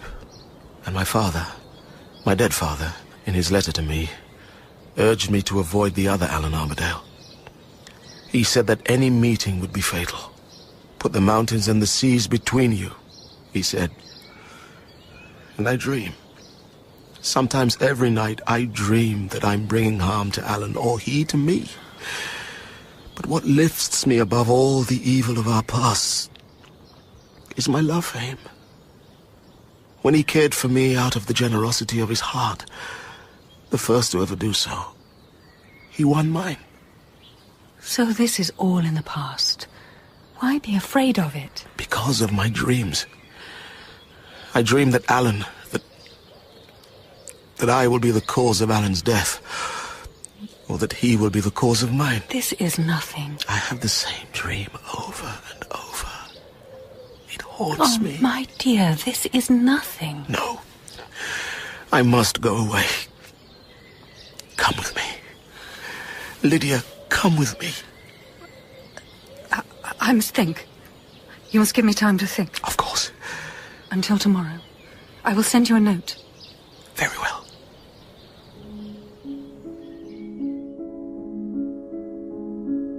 So, there are two Alan Armadales, both unmarried. The light-haired Armadale who offers the woman who marries him 8,000 a year while he lives, who must and shall marry me for that reason, and the dark-haired, dark-skinned Alan Armadale, who calls himself Midwinter, who has a poor little income which might perhaps pay his wife's milliner, who has just left me believing that I mean to marry him, and whom I might have loved once, before I was the woman I am now. And Alan the Fair doesn't know that Alan the Dark is his namesake, because the father of Alan the Dark murdered the father of Alan the Fair, and murder should be kept secret. And Alan the Dark dreams of death. Death for his friend or himself. It is late. If it was 10 years since, and I had married Midwinter for love, I might be going tiptoe to visit the nursery and a last look at my children sleeping. I wonder whether I should have loved children, if I'd ever had any. I wonder if Beethoven will say anything. I shall summon him. Have I nerve enough? Or will he send me shuddering with mystery and terror?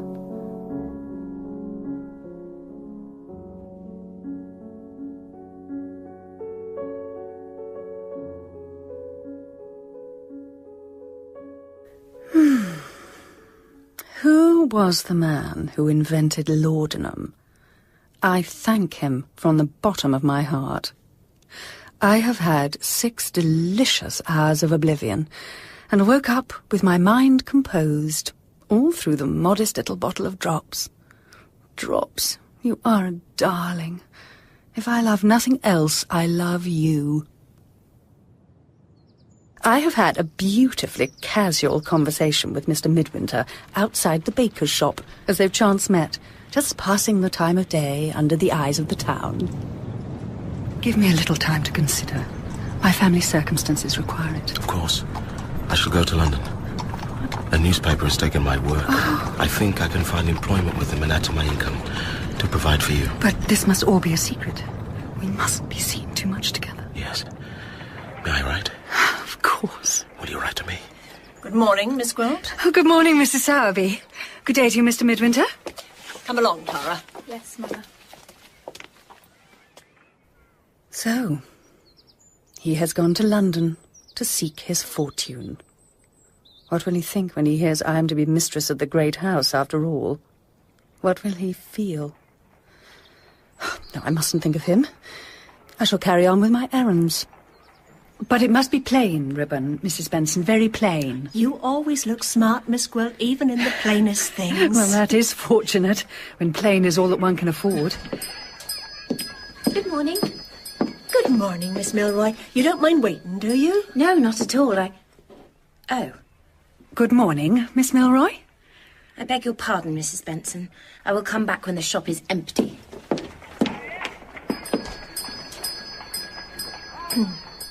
Shall I wrap that for you, Miss Gwilt? No. No, thank you. I can't deny it.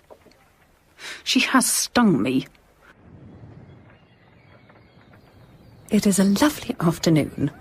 I want a walk. I shan't think of Midwinter. Suppose I go for a stroll in the park of the great house. Everything is in my favour. Am I handsome enough today? Well, yes, enough to be a match for a little dowdy, awkward, freckled creature who ought to be perched on a form at school and strapped to a blackboard to straighten her crooked shoulders. A walk in the park, then, by Mr. Armadale's house. I only wished, Mr. Armadale, to be the means of reconciling you to your friend. I quite understand. Despite the interpretation that slanderous tongues might put on it, I considered it my Christian duty to make the attempt. Of course. This is all very distressing. Now, I really must... Please, then, let us shake hands, to show that there is no ill feeling. None at all. How do you get on with your piano playing? To tell you the truth, Miss Gwilt, I haven't progressed. Oh, I so enjoyed our lessons. I so enjoyed teaching you. You were so responsive. I must be going now. Let's part friends, of course. Good day to you, Miss Gwilt. Good day. So, no feeling for me anymore. That's clear. I have let you slip in, Miss Milroy, and take my place. Well, you are not Mrs. Armadale yet. And I can tell you one other thing. Whoever he marries, he will never marry you. If I'm even with you in no other way, trust me to be even with you there. The last time I was in this perfectly cool state, something came of it which I daren't even think about. I shouldn't be surprised if something comes of it now. What? Oh, it's you. Forgive me. For what? What do you want, Bashwood? I saw you just now with Mr. Armadale. You were talking. So? The servants say that you've made it up with him. They said you must have made it up. They said he's sweeter on her red hair. Forgive me. They said little Missy can't match her. Little Missy will get the worst of it. Has she? Have you made it up with him? What business is it of yours? How dare you relate to me the coarse remarks of the lower orders? You told me to watch them, Miss Milroy and Mr. Armadale. I have been watching them. They meet at the little summer house in the dell early in the morning. Well, you may leave all further observation to me. Do you hear? I beg your pardon if I have offended. I humbly beg your pardon. You are not really going to marry Mr. Armadale, are you, Miss Gwilt? Are you? Are you jealous? At your age? What were you talking about then? I came on a purely Christian errand, to seek to reconcile Mr. Armadale with his friend. We parted friends and nothing more. He doesn't love you? He's not going to marry you? Mind your own business. He's going to marry her? Unless something untoward happens to her, of course. What?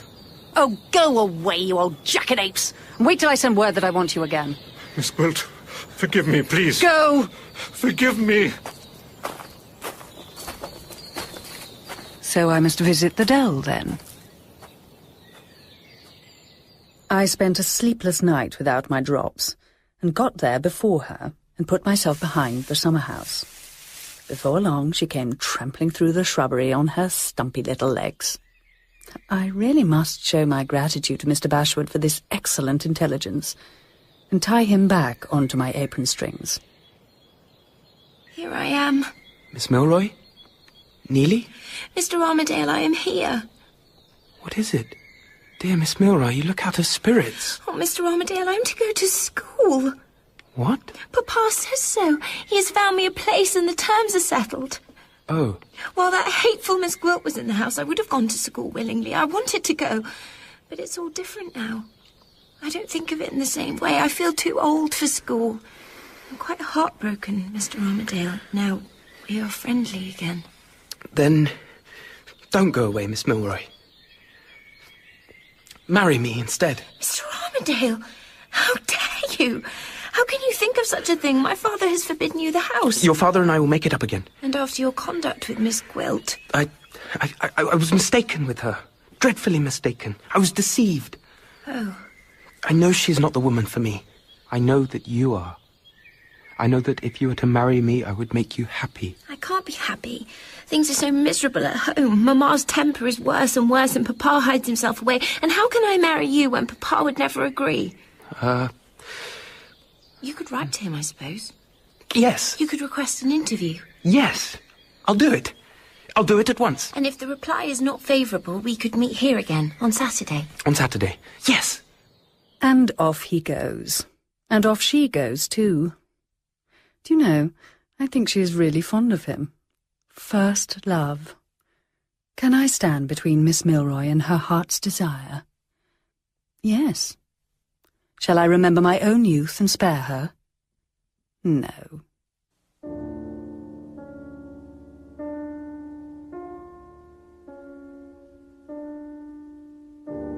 I came home and have been thinking, and nothing has come of it. Midwinter's story goes round in my head, and his dreams. And when I'm not thinking of him, my mind is quite stupefied. What is the way to part the young lovers? Telling the Major won't serve. He'd come round in the end. I can't see it. I could tear my hair off my head. I could burn the house down. If there was a train of gunpowder under the whole world, I could light it and blow the whole world to destruction. I am in such a rage for not seeing it. Poor, dear Midwinter. Yes, dear. I don't care. I'm lonely and helpless. I want someone who is gentle and loving to make much of me. I want Midwinter's head in my lap again. I have a good mind to go to London and marry him. Am I mad? I shall go to the window and get some air. Shall I jump out? No, it disfigures one so. And the coroner's inquest let so many people see it. So here I wait, without knowing how things will end with Midwinter in London, and my purse getting emptier and emptier. But if I have to sell the clothes off my back, here I stop until I see the way to parting Armadale and Miss Milroy. Visitors. Good evening, Miss Gwilt. They announced themselves, with the insufferable impudence of charitable Englishwomen, as a deputation from my patronesses. The curate, and one of the oldest and ugliest of the many old and ugly ladies who took up my case when I left Major Milroy's service. How very kind of you to call. Miss Gwilt, it has come to general notice that you have visited Mr. Armadale and spoken with him on friendly terms. Yes. This to a man whose conduct towards you yourself has made himself a byword in our neighbourhood. Yes. We feel it necessary, Miss Gwilt, to remonstrate with you. Oh? To warn you that any further such imprudence on your part would force all your best friends here to withdraw their countenance and protection. But what have I done that is wrong? Mr. Armadale has injured me, and I have been to his house and forgiven him the injury.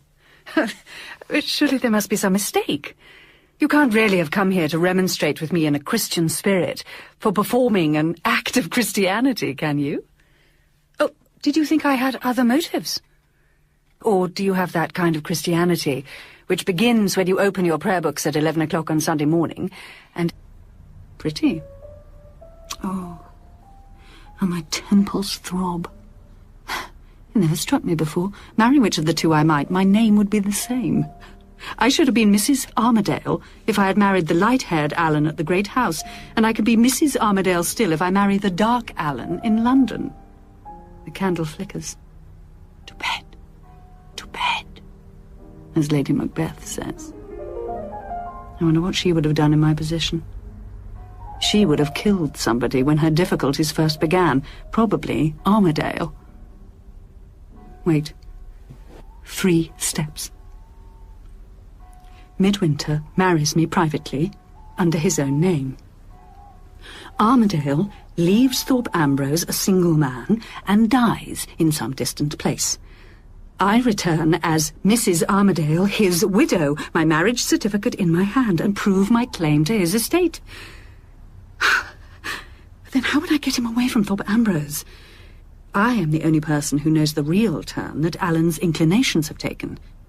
I can part him from Miss Milroy at any moment by an anonymous line to the Major. I can get him away from here. I have only to tell Midwinter to write from London and ask to be reconciled, and to London Alan would go. But his death? I hate him. The girl, too. What a vengeance on her, if I did it. And when I was received as Armadale's widow, what a triumph for me. A name that can't be assailed. Comfort, luxury, wealth.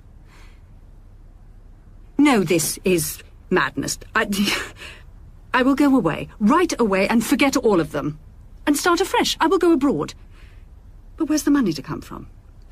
Armadale. He will give it to me out of embarrassment, if nothing else. I will give him the chance of making a generous use of that well-filled purse. It would soften my heart towards any man if he lent me money in my present extremity. I will go and linger in the park again in the morning. Whoa there! Steady! Steady now, steady! Mr. Armadale! Steady! I'm afraid you startled her. Oh, I beg your pardon. Madam, Please don't be alarmed. Come up, girl. Come up, you silly bitch. I have nothing to ask of you, nothing that will embarrass you, nothing that you cannot easily find it in your... Madam, forgive me. I cannot, as things are, run the risk of being seen talking to you. Forgive me. Good day. Come on, girl.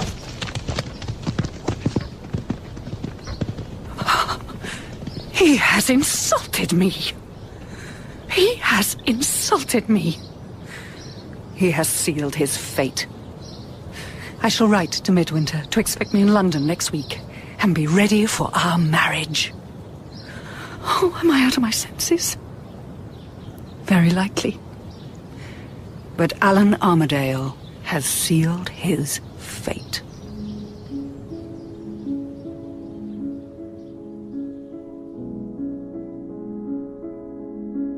In Armadale, by Wilkie Collins, Lydia Gwilt was played by Lucy Robinson, Alan Armadale, Alex Robertson, Midwinter, Ray Fearon, Neely, Perdita Avery, Pedgift Sr. and the Reverend Grant, Geoffrey Whitehead, Bashwood, Richard Durden, and Mrs. Benson and Mrs. Sowerby, Rebecca Sayre. Armadale was adapted for radio by Robin Brooks. Brooks. Brooks. Brooks. Brooks. Brooks. Brooks.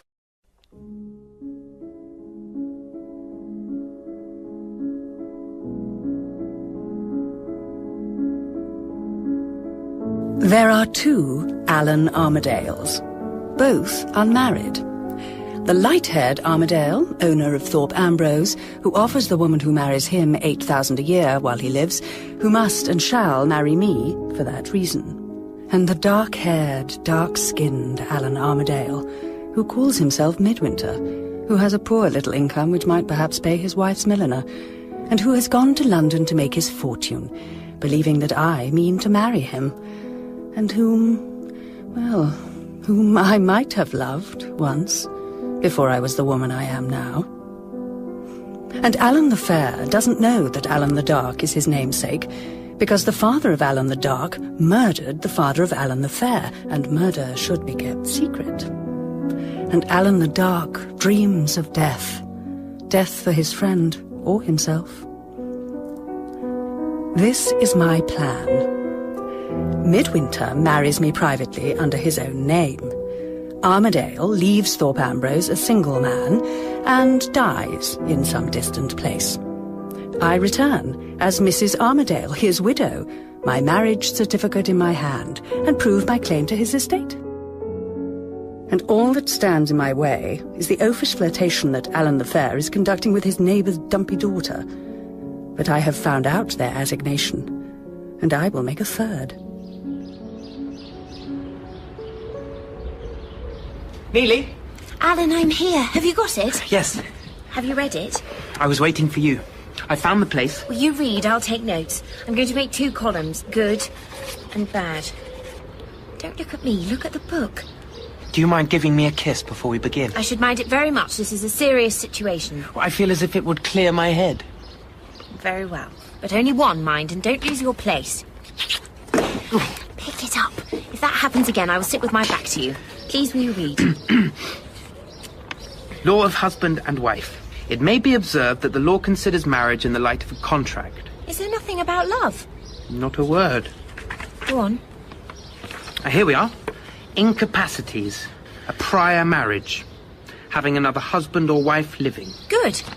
I have no husband, and Alan has no wife. Go on. Next incapacity. Want of reason. Good. Alan and I are both entirely reasonable. Next, it is the policy of our law to prevent the marriage of persons under the age of 21, without the consent of parents and guardians. Bad. I am only 17 next birthday, and circumstances forbid me to confide my attachment in Papa. And when one of the parties shall be under the age of 21 years, the consent required by this act is that of the father. Very bad, worst. Would you mind Gretna Green? No earthly consideration would induce me to be married by a Scottish blacksmith. Don't be offended. We must try something else.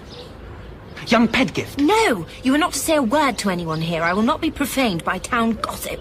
Very well. I'll tell you what I'll do. I'll go to London. To London? What was that? A blackbird, I expect. Who are you seeing in London? Lawyers. The place is bursting with them. They managed all my business when I first came into my property. They'll put me up to what to do. London? Shall you be very long away? I'll go today. Will you come back and fetch me? I shan't run away unless you come and fetch me. I'll be back in no time. I'll go by the 11 o'clock train. Oh, goodbye, then. Goodbye, my angel.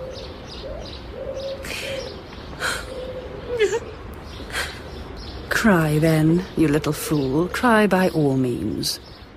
You have seen the last of your sweetheart. Only my devoted slave, Mr. Bashwood, noticed my going. Are you going on a journey? I don't want you, Mr. Bashwood. I could help you with your boxes. You can mind your own business. Oh, no, wait. No, you can take a letter for me. Wait downstairs. Go on. Now, a quick note to the Major. Honoured Sir, it is on my conscience to tell you of the goings-on of your daughter, young Mr. Armadale. I scorn to make mischief, but I don't think the young man means truly by miss.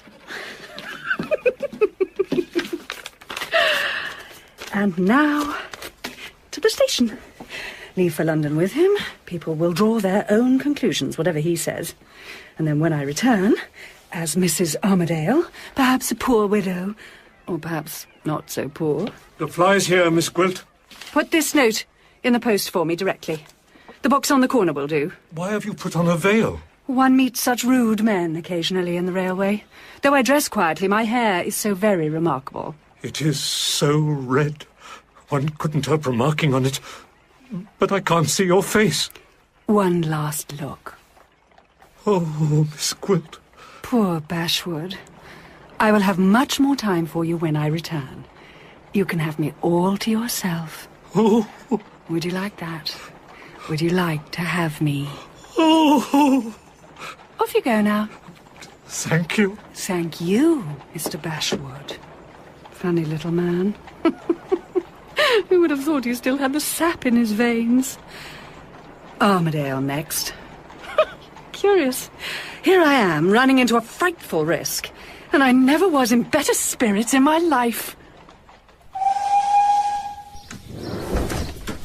Oh, Mr. Armadale! I beg your pardon. Would you like me to... How very fortunate! Well, might I ask you, Mr. Armadale, as you seem to be alone, to be my escort on the journey? I shall be delighted, but... You are going to London? Well, yes, but I'm a slave to smoking. I delight in a cigar. All aboard! Porter! Oh, that's all right, sir. I'll see that you and the lady aren't disturbed. But The real truth is that I want to say a word in private to you about Mr. Midwinter. I know that it pains you to be estranged from him, and I think I may be of assistance in this matter. Well, did you see that? He's made his mind up at last. She's a devilish fine woman. When I was Mr. Armadale's age, if her fancy had lain that way, she might have married me. Eh, Mr. Bashwood? I beg your pardon.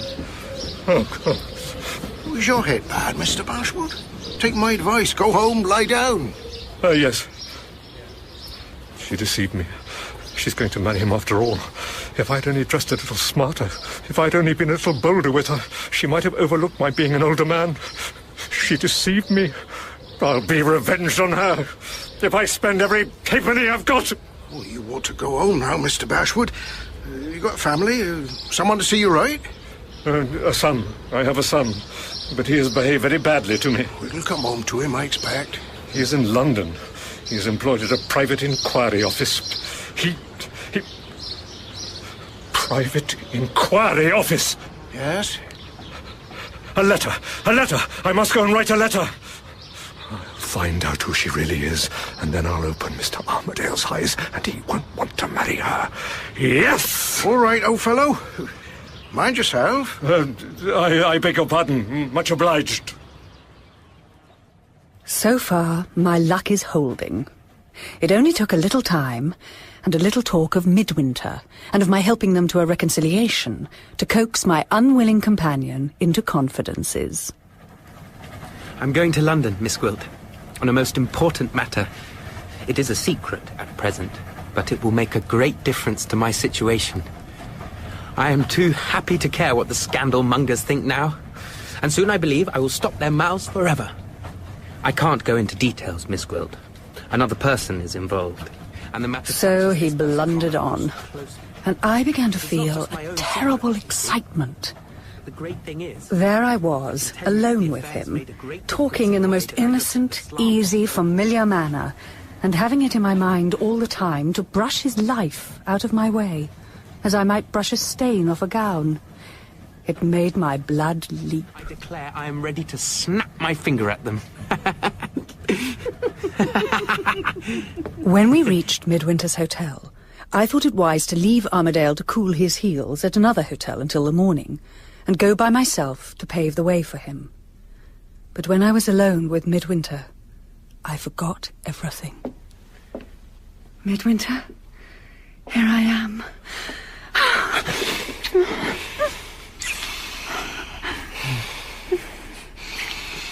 My dearest, my darling. And now I had to tell him the paltry string of falsehoods about my family troubles, a dead father, a lost fortune. I despised myself for it. Poor girl.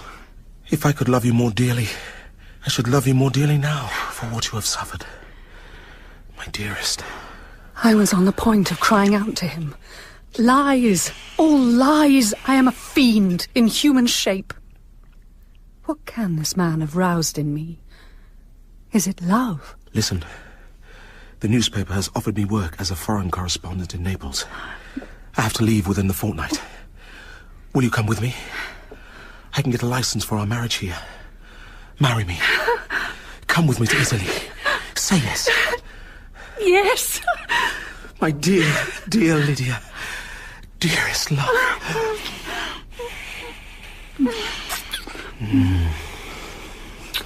You will have to marry me under your real name, I suppose. Yes. In the register, in law, I will be Mrs. Armadale. Yes, of course. But it must be secret. No one must know. My family... Yes, my poor love. Of course. No one need know. Just you and I. How the time flew. What a sweet enchantment it was to forget everything in his arms. How he loved me, poor fellow. We walked out to look for suitable lodgings for me, and found just what was wanted. And then in the morning, the reconciliation with his old friend was easy enough. You will see him. He's waiting to be summoned in great anxiety. To please you, my darling. While I was in his arms, I felt as if I was back in my teens. But when Armadale blundered in, I was 35 again in an instant. Midwinter. Yes? I am so sorry. I didn't want... I never... I mean... Shake hands? My dear fellow. Thank God. And then the news of our own engagement had to come out. Congratulations! Hearty congratulations to you both. It must be kept a secret. Family reasons. Family reasons. I understand. My dear Miss Gwilt, you couldn't have chosen a finer fellow. Thank you. It's some solace to me. For what? The Major has received an anonymous letter telling him that Neely and I, well, that we have been seen together. Some sneak from the town must have sent it. What an odious thing to do. My darling Neely has been taken to the seaside for a change of air, and then she is to go to school. All communication between us is broken off. Are you allowed to write? No. The only condition the Major lays down is that after 6 months, if we are still both of the same mind, then I might be able to present myself as a suitor. Oh. Well, then all you have to do is just 6 months? My dear Mr. Armadale, there is no honourable alternative but to wait. 6 months, Alan. You can do it. I shall die. What shall I do? I can't go back to Thorpe Ambrose. I'd rather break stones on the road. You have got a yacht, Mr. Armadale. And you know that Mr. Midwinter is going to Italy. Why not take a cruise to the Mediterranean and meet your friend and your friend's wife at Naples? My dear Miss Gwilt, what a capital suggestion. Capital! I have them both under my eye. There is not the slightest difficulty about marrying Midwinter under his real name, and no reason for anyone but ourselves to know of it. Not even Alan would know. And once I am, in law, Mrs. Armadale, then all the possibilities of claiming Alan Armadale's fortune will be open to me. Alan is cut off from all his attachments. He is as good as dead to everybody he leaves behind him. The whole thing is so easy that I begin to dread an accident. But I spent the evening with Midwinter, and I forgot everything when he whispered his delicious words to me. I must make ready. I am too busy to see you as much as I want. Go to Italy without me, if you must. No! I have no life now apart from you. Oh, Lydia. He has shaken my resolution. Is it that my love for him has altered me? I feel as if I have lost myself. Lost myself, I mean, in him. And we are to marry at the end of the week. I love him. I am happy again. I will trample my own wickedness underfoot. I will forget Armadale. I will forget my plan to impersonate his widow. I have won a great victory. I love him. I set off to the milliner's to see about a hat for my wedding day. I got out of my cab to walk and discovered that someone was following me. This may mean nothing, but that an idle fellow has been struck by my figure.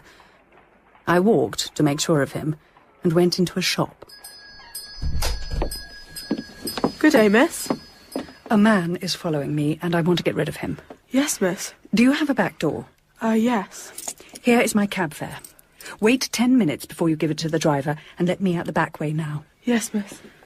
I must change my lodgings. My luggage can go to the station. The only thing that I need to collect is my wedding dress. I won't see Midwinter again before the ceremony. I can send him a note. But how to get away from my hotel? There's your hot water. Everything's unpacked. Is there anything more I can do for you, miss? Hang that up, please. Oh, it's beautiful. I'm glad you think so. I'm to be married in it. Oh, miss. Do you have a sweetheart, Mary? He's a corporal, miss. In the Guards. You see? Yes, miss. When is the happy day? Tomorrow. But we have enemies, Mary, who have sworn to part us. Oh, miss. Really? The hotel is watched. No. Really? Yes, really. Oh, miss. What will you do? Can I help you, miss? I wonder if you can. I have got money enough to turn the head of any corporal in the British Army. I think it just possible that the man said to watch me tomorrow may find his attention disagreeably diverted. But how am I to get through the weary hours between this and the dawn of my wedding day? I shall darken my bedroom and drink the blessing of oblivion from my laudanum bottle.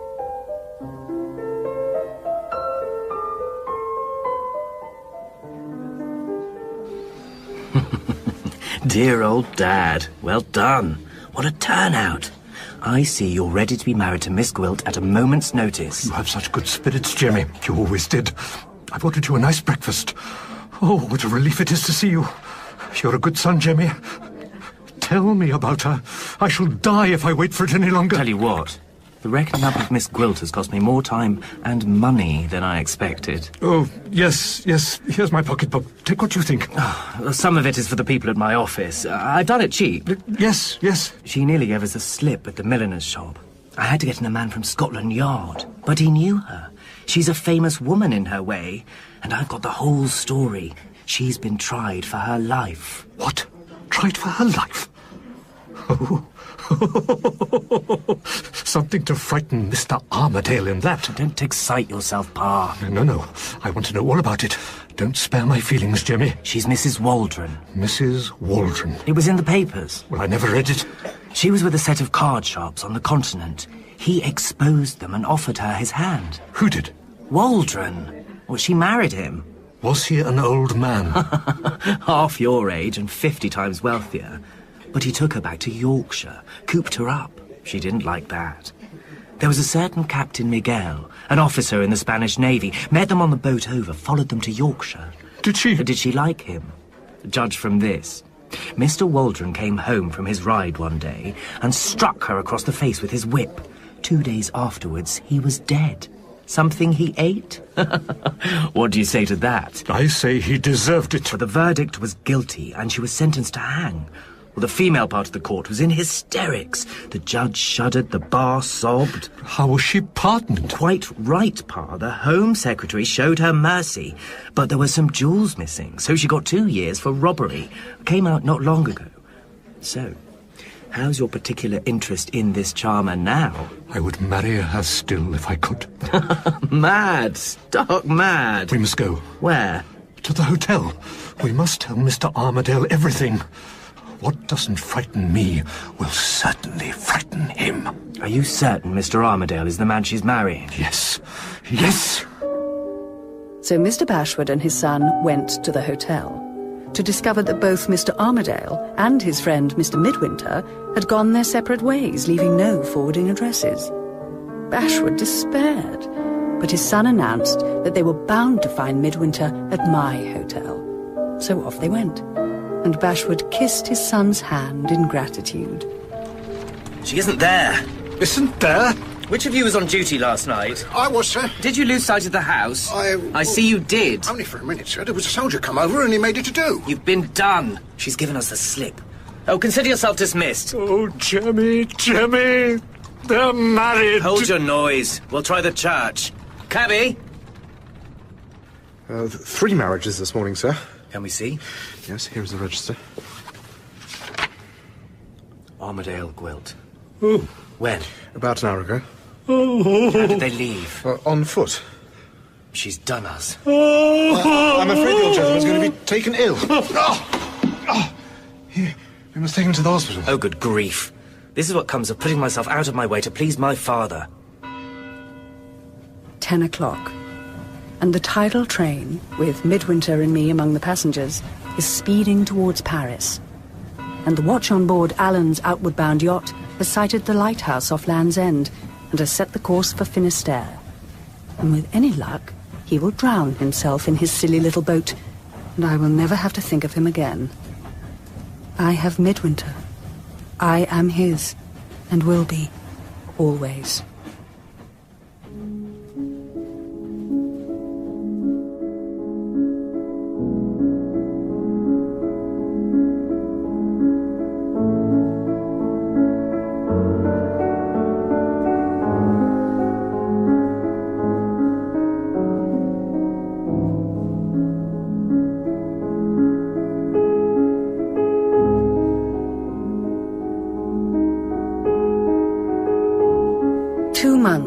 Since we were married. I cannot even lay my finger on the day when the cloud first rose between us. Not a hard word, not a hard look escapes him.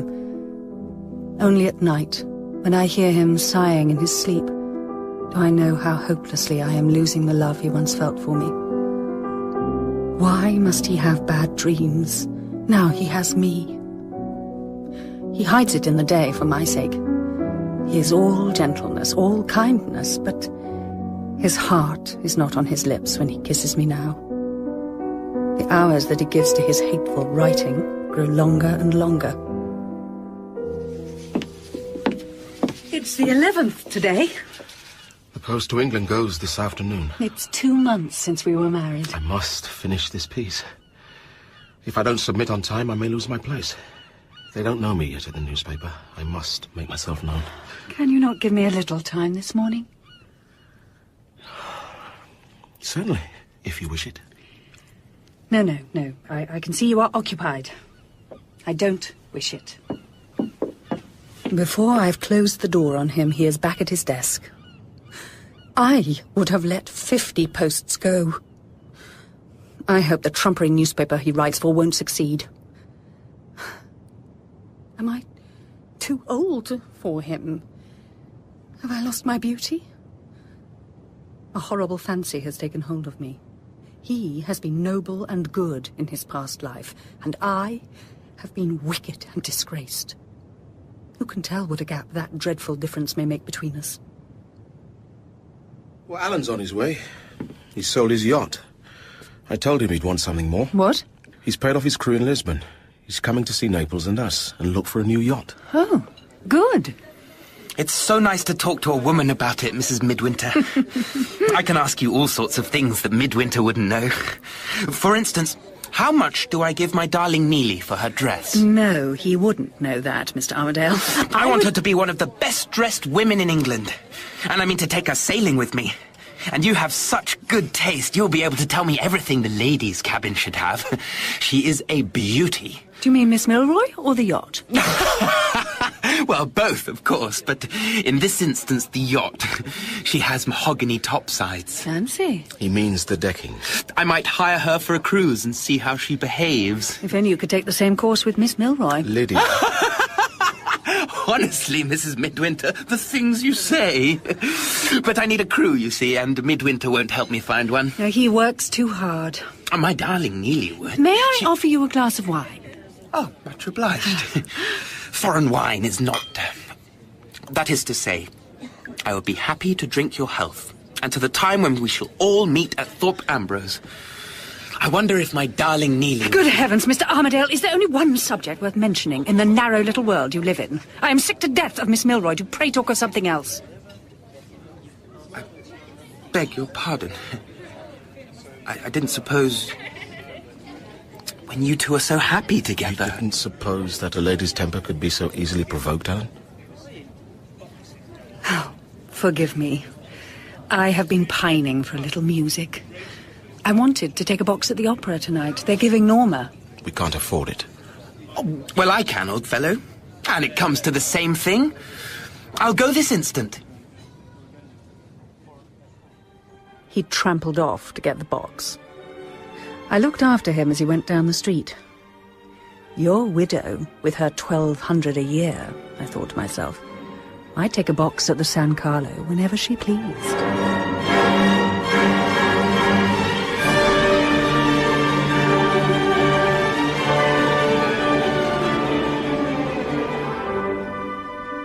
I sat back in the box at first, well out of sight. But the music so charmed me that I leaned forward without knowing it. Then I saw one among the groundlings looking up at me. There were many looking, but this one, the eyes. I knew the eyes. Are you well? No. Take me home, please. Me too. I can't stand much more of this.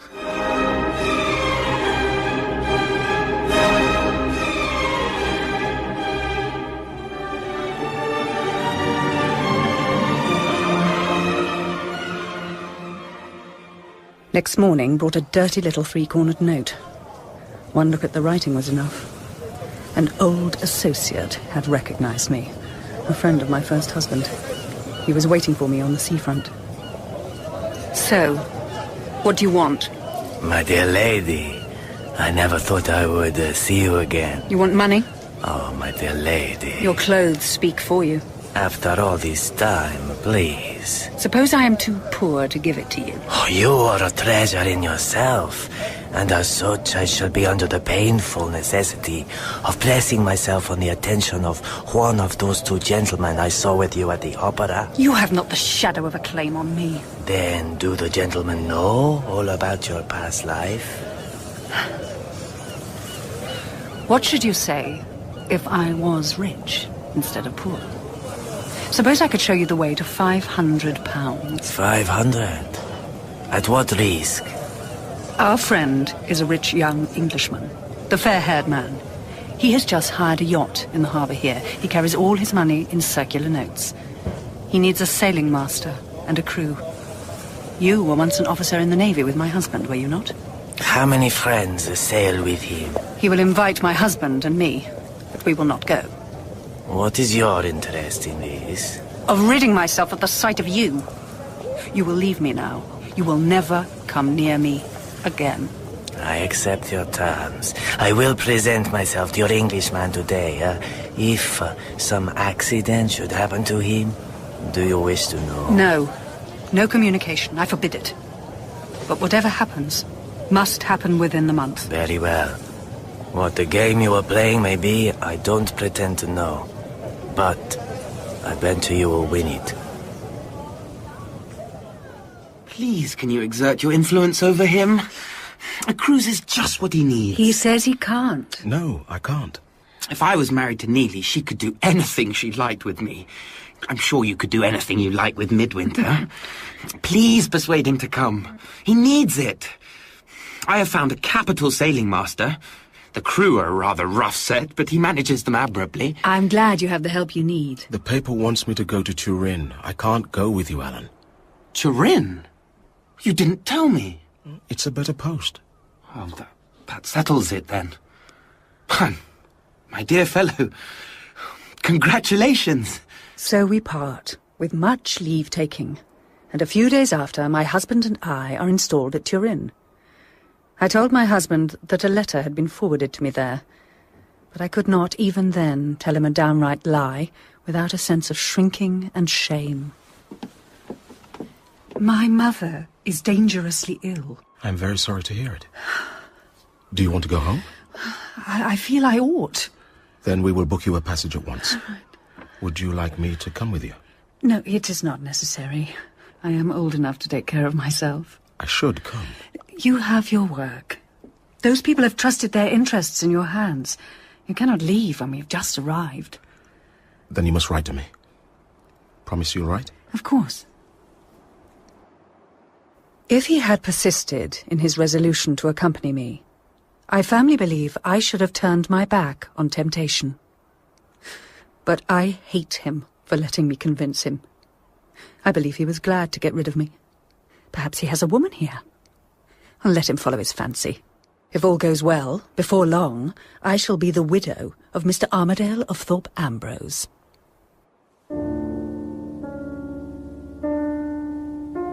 Paper, miss. Thank you. And so I have returned to England. I read the newspapers every day, waiting for word of some mishap in the Adriatic, which would enable me to don my weeds and present myself in my new guise as the widow of Alan Armadale. Paper, miss. Thank you. But as I sit in my hotel room, scanning the interminable columns of print and waiting for the name of Armadale to leap out, I have thought of a hindrance which I had not foreseen. I need advice.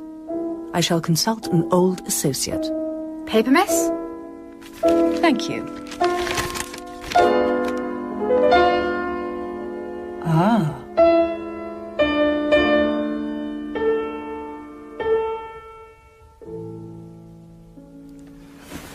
Dr. Downward. Charmed to see you again, my dear Miss Gwilt. Tell me your news. Have you left Thorpe Ambrose? What brings you to Hampstead? The news is that I am no longer Miss Gwilt. I am Mrs. Armadale. Accept my heartfelt congratulations. The circumstances of my marriage are by no means of the ordinary kind. I am in a situation of very serious difficulty. If you wish to consult me, you know that I have kept some dangerous secrets in my time. I'm not easily shocked. And I think you know you can trust me.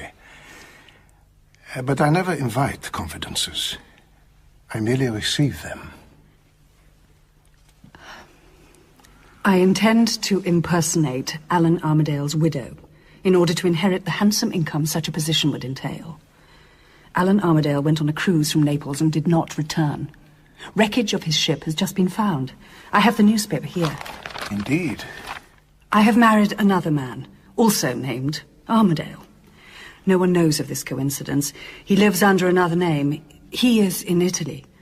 We were married privately. No one knows of my association with him. And if you assert that you are the widow of one, what is to prevent the other asserting his claim on you, this other Armadale? No, he will not. No one trusts him. He is regarded as an outsider. He is a half-caste. So your husband's claim on you would rest on nothing more than his bare assertion. And this could be denied? Yes. Then what is the difficulty? My husband signed his name in the register as Armadale. Yes? But his handwriting differs from that of the other, the Armadale of Thorpe Ambrose. What if this difference is noted? The proof that will be required of your identity as his widow is not the register. It must be the evidence of a witness of the wedding who can speak to the identity of the bride and bridegroom. But as I told you, we were married privately. There was no such witness. Precisely. So what you want is a ready-made witness, possessed of rare moral and personal resources, who can be trusted to assume the necessary character. Where will I find such a one? How much? How much will you get as his widow? 1,200 a year? 6 for me, please. No! Take it or leave it. I'm in the process of completing a sanatorium here for the treatment of nervous derangement. A madhouse? It is a very elegant establishment, but it has, for the moment, exhausted my resources. Not a farthing less. Agreed. Then you must write to the executors at once, asserting that you are the widow and enclosing a copy of the marriage certificate, and I will put it in the post for you, and then we wait. Is there anyone who can give you news of its reception? Someone at Thorpe Ambrose who can be, well, to some extent, trusted? Yes, there is. There's Mr. Bashwood. I will send word to him at once. He would do anything for me.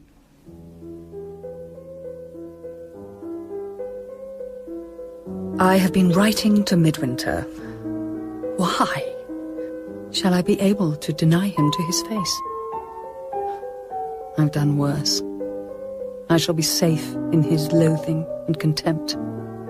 I will make a new resolution. From this time forth, I will think of him no more.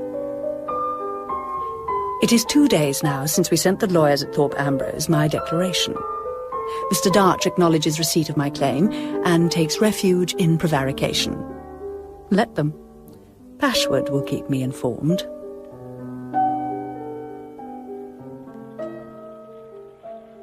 I thought you had deserted me. My dear Mr. Bashwood, I was a married woman, but I am now widowed. You deceived me. You led me on. I was in torment. But I have paid for it, dear Mr. Bashwood. I am sorry to say that my marriage was not a happy one. It was injudicious of me, perhaps, to marry so young a man. You have never been out of my thoughts. And I did not forget you, Mr. Bashwood. You are the first person I have turned to in my distress. You are my only link with my old life. Only you can tell me news of Thorpe Ambrose. News? Yes. In good order. In order, yes. Miss Milroy was overwhelmed by the news of Mr. Armadale's death. She has been removed from her school. Oh, poor Miss Milroy. How I feel for her. The lawyers are in possession at the Great House. Are you still retained as steward? Oh, yes. Your letter put the cat among the pigeons. A widow waiting to step into the estate. Mr. Darch looks very blue. But they do accept I am his widow. Everyone knows you went off together. I saw you go. Everyone knows. Now, you must be my eyes, Mr. Bashwood. You must help me. I would do anything for you. You know that. I don't care what you've done. Whatever you've done. What do you mean? May I kiss your hand? What do you mean? He's not dead. What? I've got a letter. Here. It arrived this morning. I intercepted it for you. I knew you would want it. It's from him. I knew as soon as I saw it. I knew the handwriting. Postmarked Trieste. He says he's fit to travel. Give it me. No one else has seen it. Be quiet. I wish he'd drowned. But he didn't. He was meant to, wasn't he? From the letter, it sounds as though there was foul play. Be quiet!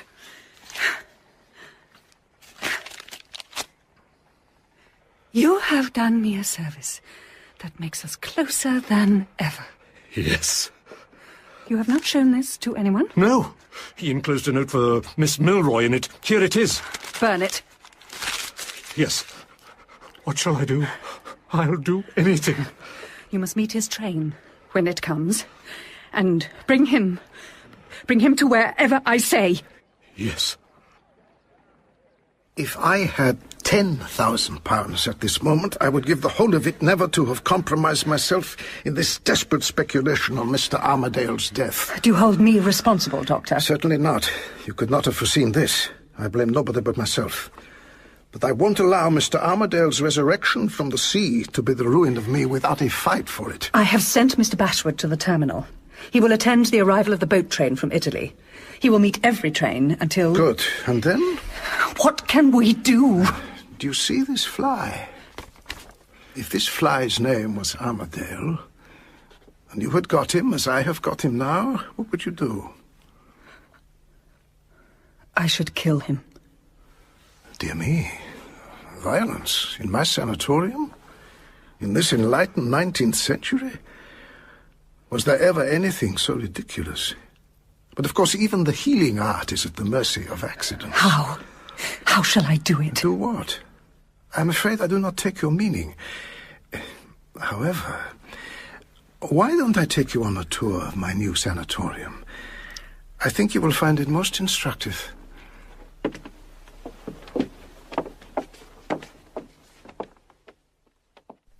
Epidemic disease, in spite of all my precautions, may enter this sanatorium and render the purifying of the sick room necessary. In this case, fumigation is required. But the epidemic nervous patient says, I won't be smoked under my own nose. In which case, I may noiselessly fumigate by means of this apparatus. Fixed outside this particular room, room number 4, in its own wooden casing. Here one may introduce a bottle and a funnel, and it communicates with the interior of the room by means of a tube. What a marvellous contrivance. How very considerate. Now, come and see the dispensary. This way, if you please.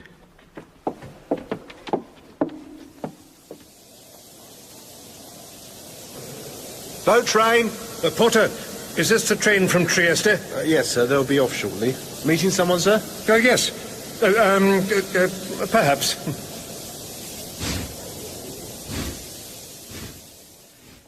In the dispensary, we keep as many of these as we can under lock and key. But even so, we must take great care. The most apparently harmless substances, combined one with another, may produce deadly results. Take this bottle, this yellow bottle. An inoffensive creature.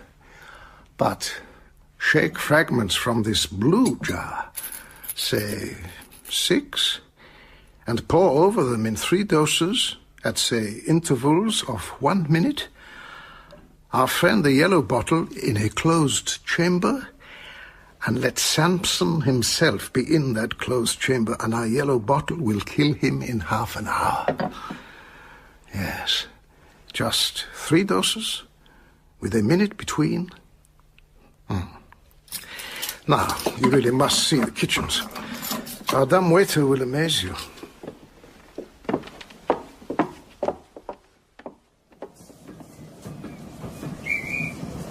Mr. Bashwood? Mr. Midwinter? I seem to have surprised you. Were you looking for someone else? Have you heard from Alan? Is he on his way home? I thought he might be on this train. Yes. Yes. No. I know nothing at all. Oh. Then welcome back to England, sir. Welcome back. What brings you here? I'm looking for my wife, Mr. Bashwood. You have married, sir? Yes. You knew the lady, I believe. I married Miss Gwilt. Miss Gwilt? What's the matter? Is your wife? Yes. But she... Midwinter? Yes? Midwinter! Alan!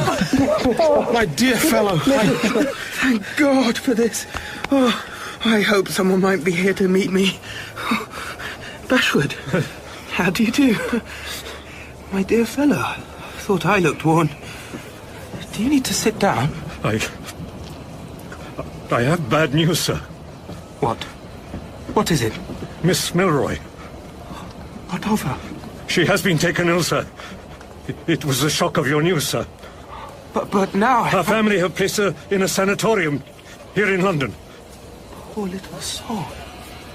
If only she could see me alive and well. I'll fetch a cab, sir. It is in Hampstead. Oh, my dear fellow, forgive my appearance. I have had such adventures. I have been the victim of foul play. Brigands, pirates, and so on. I must tell you all about it. So good of you to meet me. No. It is a coincidence.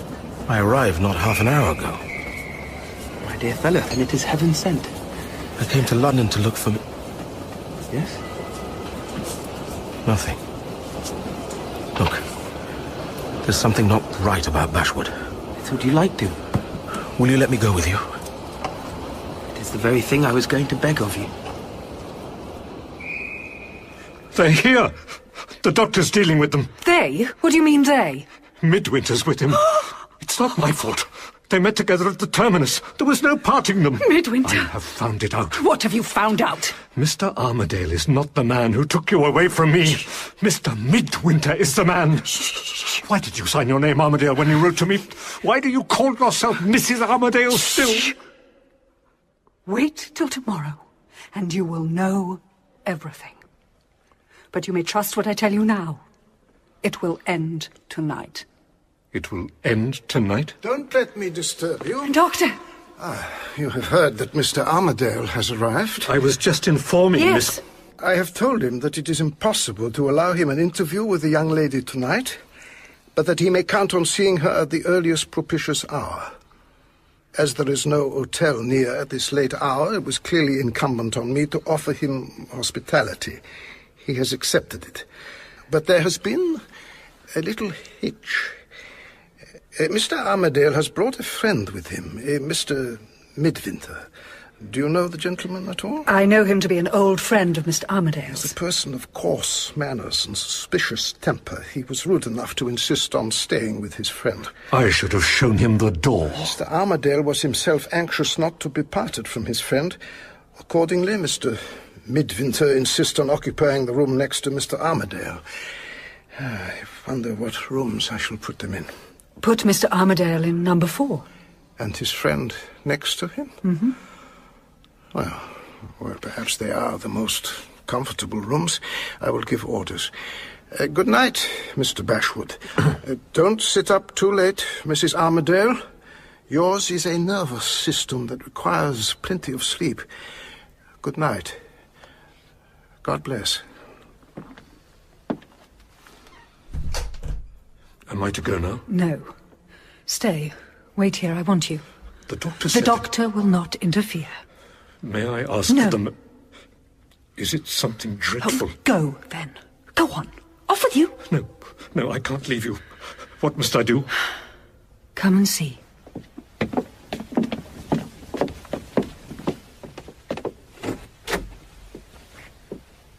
This is the nurse's room.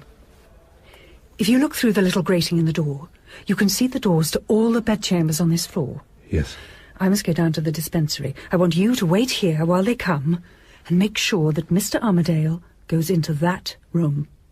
Room number 4. And he doesn't come out afterwards.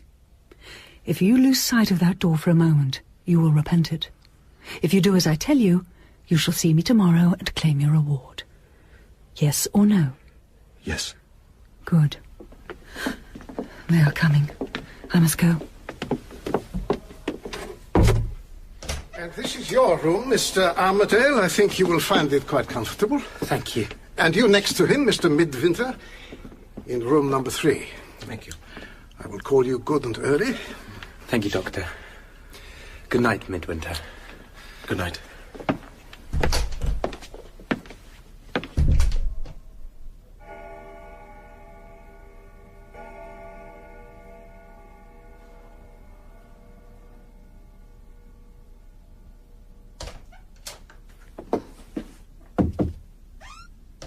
Hello, old chap. What is it? How's your room? Oh, well enough. Yours? The window rattles every time the wind blows. My dear fellow, I don't mind a rattling window. Let's change room. Too much bother. Nonsense. I'll sleep anywhere. But we must be quick. They haven't left us much candle to go to bed with. All right. Thank you. It's nothing. Good night, old fellow. Good Good night.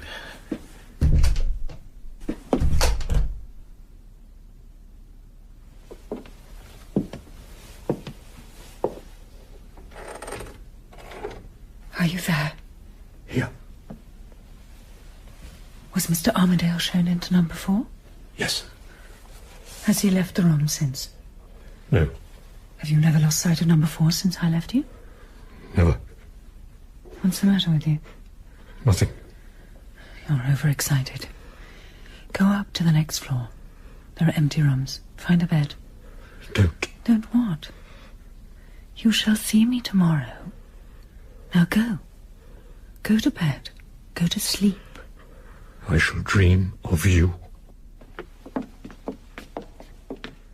Lydia, think. Is there no other way? No. The one chance left is to go through with it. If Mr. Midwinter knows that anything he says might send me to the gallows, he will keep silent. I have nothing to fear from him. Alan Armadale, I shall be your widow in half an hour. Open the cabinet. Place the jar inside. Attach the tube. Pour in the first fragments from the blue flask. And let Samson himself be in that close chamber, and our dose will kill him in half an hour. Yes, just 3 doses with a minute between. Very well. First dose.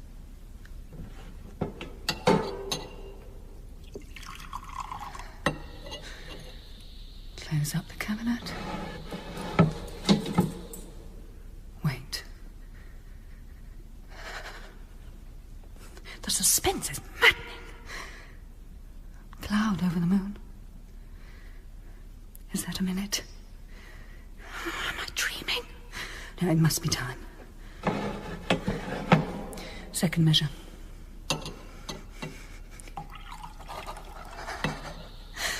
Close the cabinet. What if Midwinter's not asleep? What if he comes out from next door and he finds me with a flask in my hand? I'll listen at his door. Breathing. He's asleep. What if he wakes? In a moment he will mutter and turn as he always does. No, he sleeps on. In a moment the third dose. Why does he sleep so deeply? My husband never sleeps so deep. If it is... Open the door and look. Open it quietly. It's Armadale. No. I know he's in room 4. Oh, get the door open. Oh, not him. Oh, please, not him. Oh, please. Oh, please, my dear. Oh, please. Oh, drag him out. Oh, is he dead? Open the window. Oh, Midwinter, please. Breathe. Oh, dearest, my love, please. Oh, my God. Oh, God. Oh, thank God, Midwinter. Oh, my dear Midwinter. Oh, what a wretch you married. Still, I had some innocent moments. And then I loved you dearly. Oh, forgive me. For someone better than I. I might have been better, but I lived a miserable life. It doesn't matter. It's not hard for me to die now that I know you will live. Even my wickedness has one merit. It has never prospered. I have never been a happy woman. Live, my dear. All your life is before you, and you will be freed from me. God forgive me. Goodbye. third. Pouring.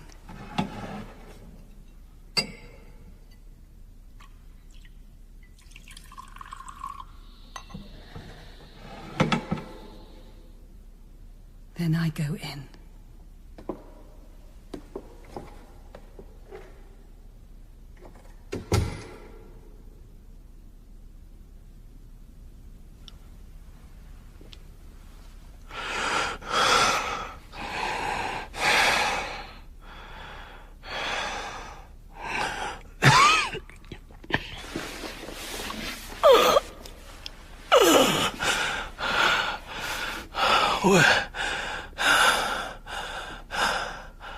Lydia.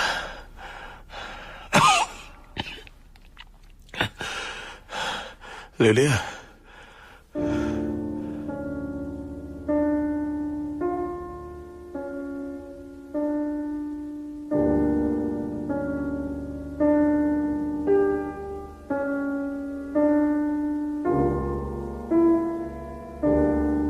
From Mr. Petgift Sr. to Mr. Petgift Jr., my dear Augustus. The matter has been hushed up. She's buried in the great cemetery near where she died. Nobody but Mr. Midwinter and Mr. Armadale followed her to her grave, and nothing has been inscribed on her tombstone but the initial letter of her Christian name and the date of her death. So after all the harm she has done, she rests at last. You know that our house is your home, whenever you want it to be. Neely says so too. Yes. Thank you. And if you take to literature, that shan't part us. And if you go off travelling... When I come back, it will be to Thorpe Ambrose. Mr. Midwinter. Miss Milroy? Alan and I are to be married tomorrow. Yes. And I should like to know... I mean, I should like it if I didn't bring an aching heart to your wedding? Yes. I'm on the brink of a new life. I stand on it, hopefully. Dear fellow, shake hands. Everybody says you have a career before you. Who knows what may happen? We need know. Happen what may. I must look back without murmuring, and I must look on without doubting. Dear fellow. Midwinter rises and walks to the window. The last light of the old day meets him as he looks out, and rests tenderly on his face. Rose-red, the sunset. I am in it, borne along by the restless winds of dissolution. And as I pass, I caress his dear face with eternal love and longing.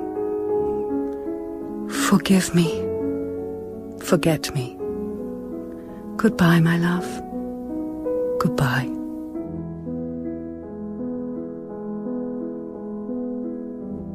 In Armadale, by Wilkie Collins, Lydia Gwilt was played by Lucy Robinson, Alan Armadale, Alex Robertson, Midwinter, Ray Fearon, Neely, Perdita Avery, Bashwood, Richard Durden, Dr. Downwood and Simpkins, Geoffrey Whitehead, Jemmy and Miguel, Grant Gillespie, and the girl, Rebecca Sayre.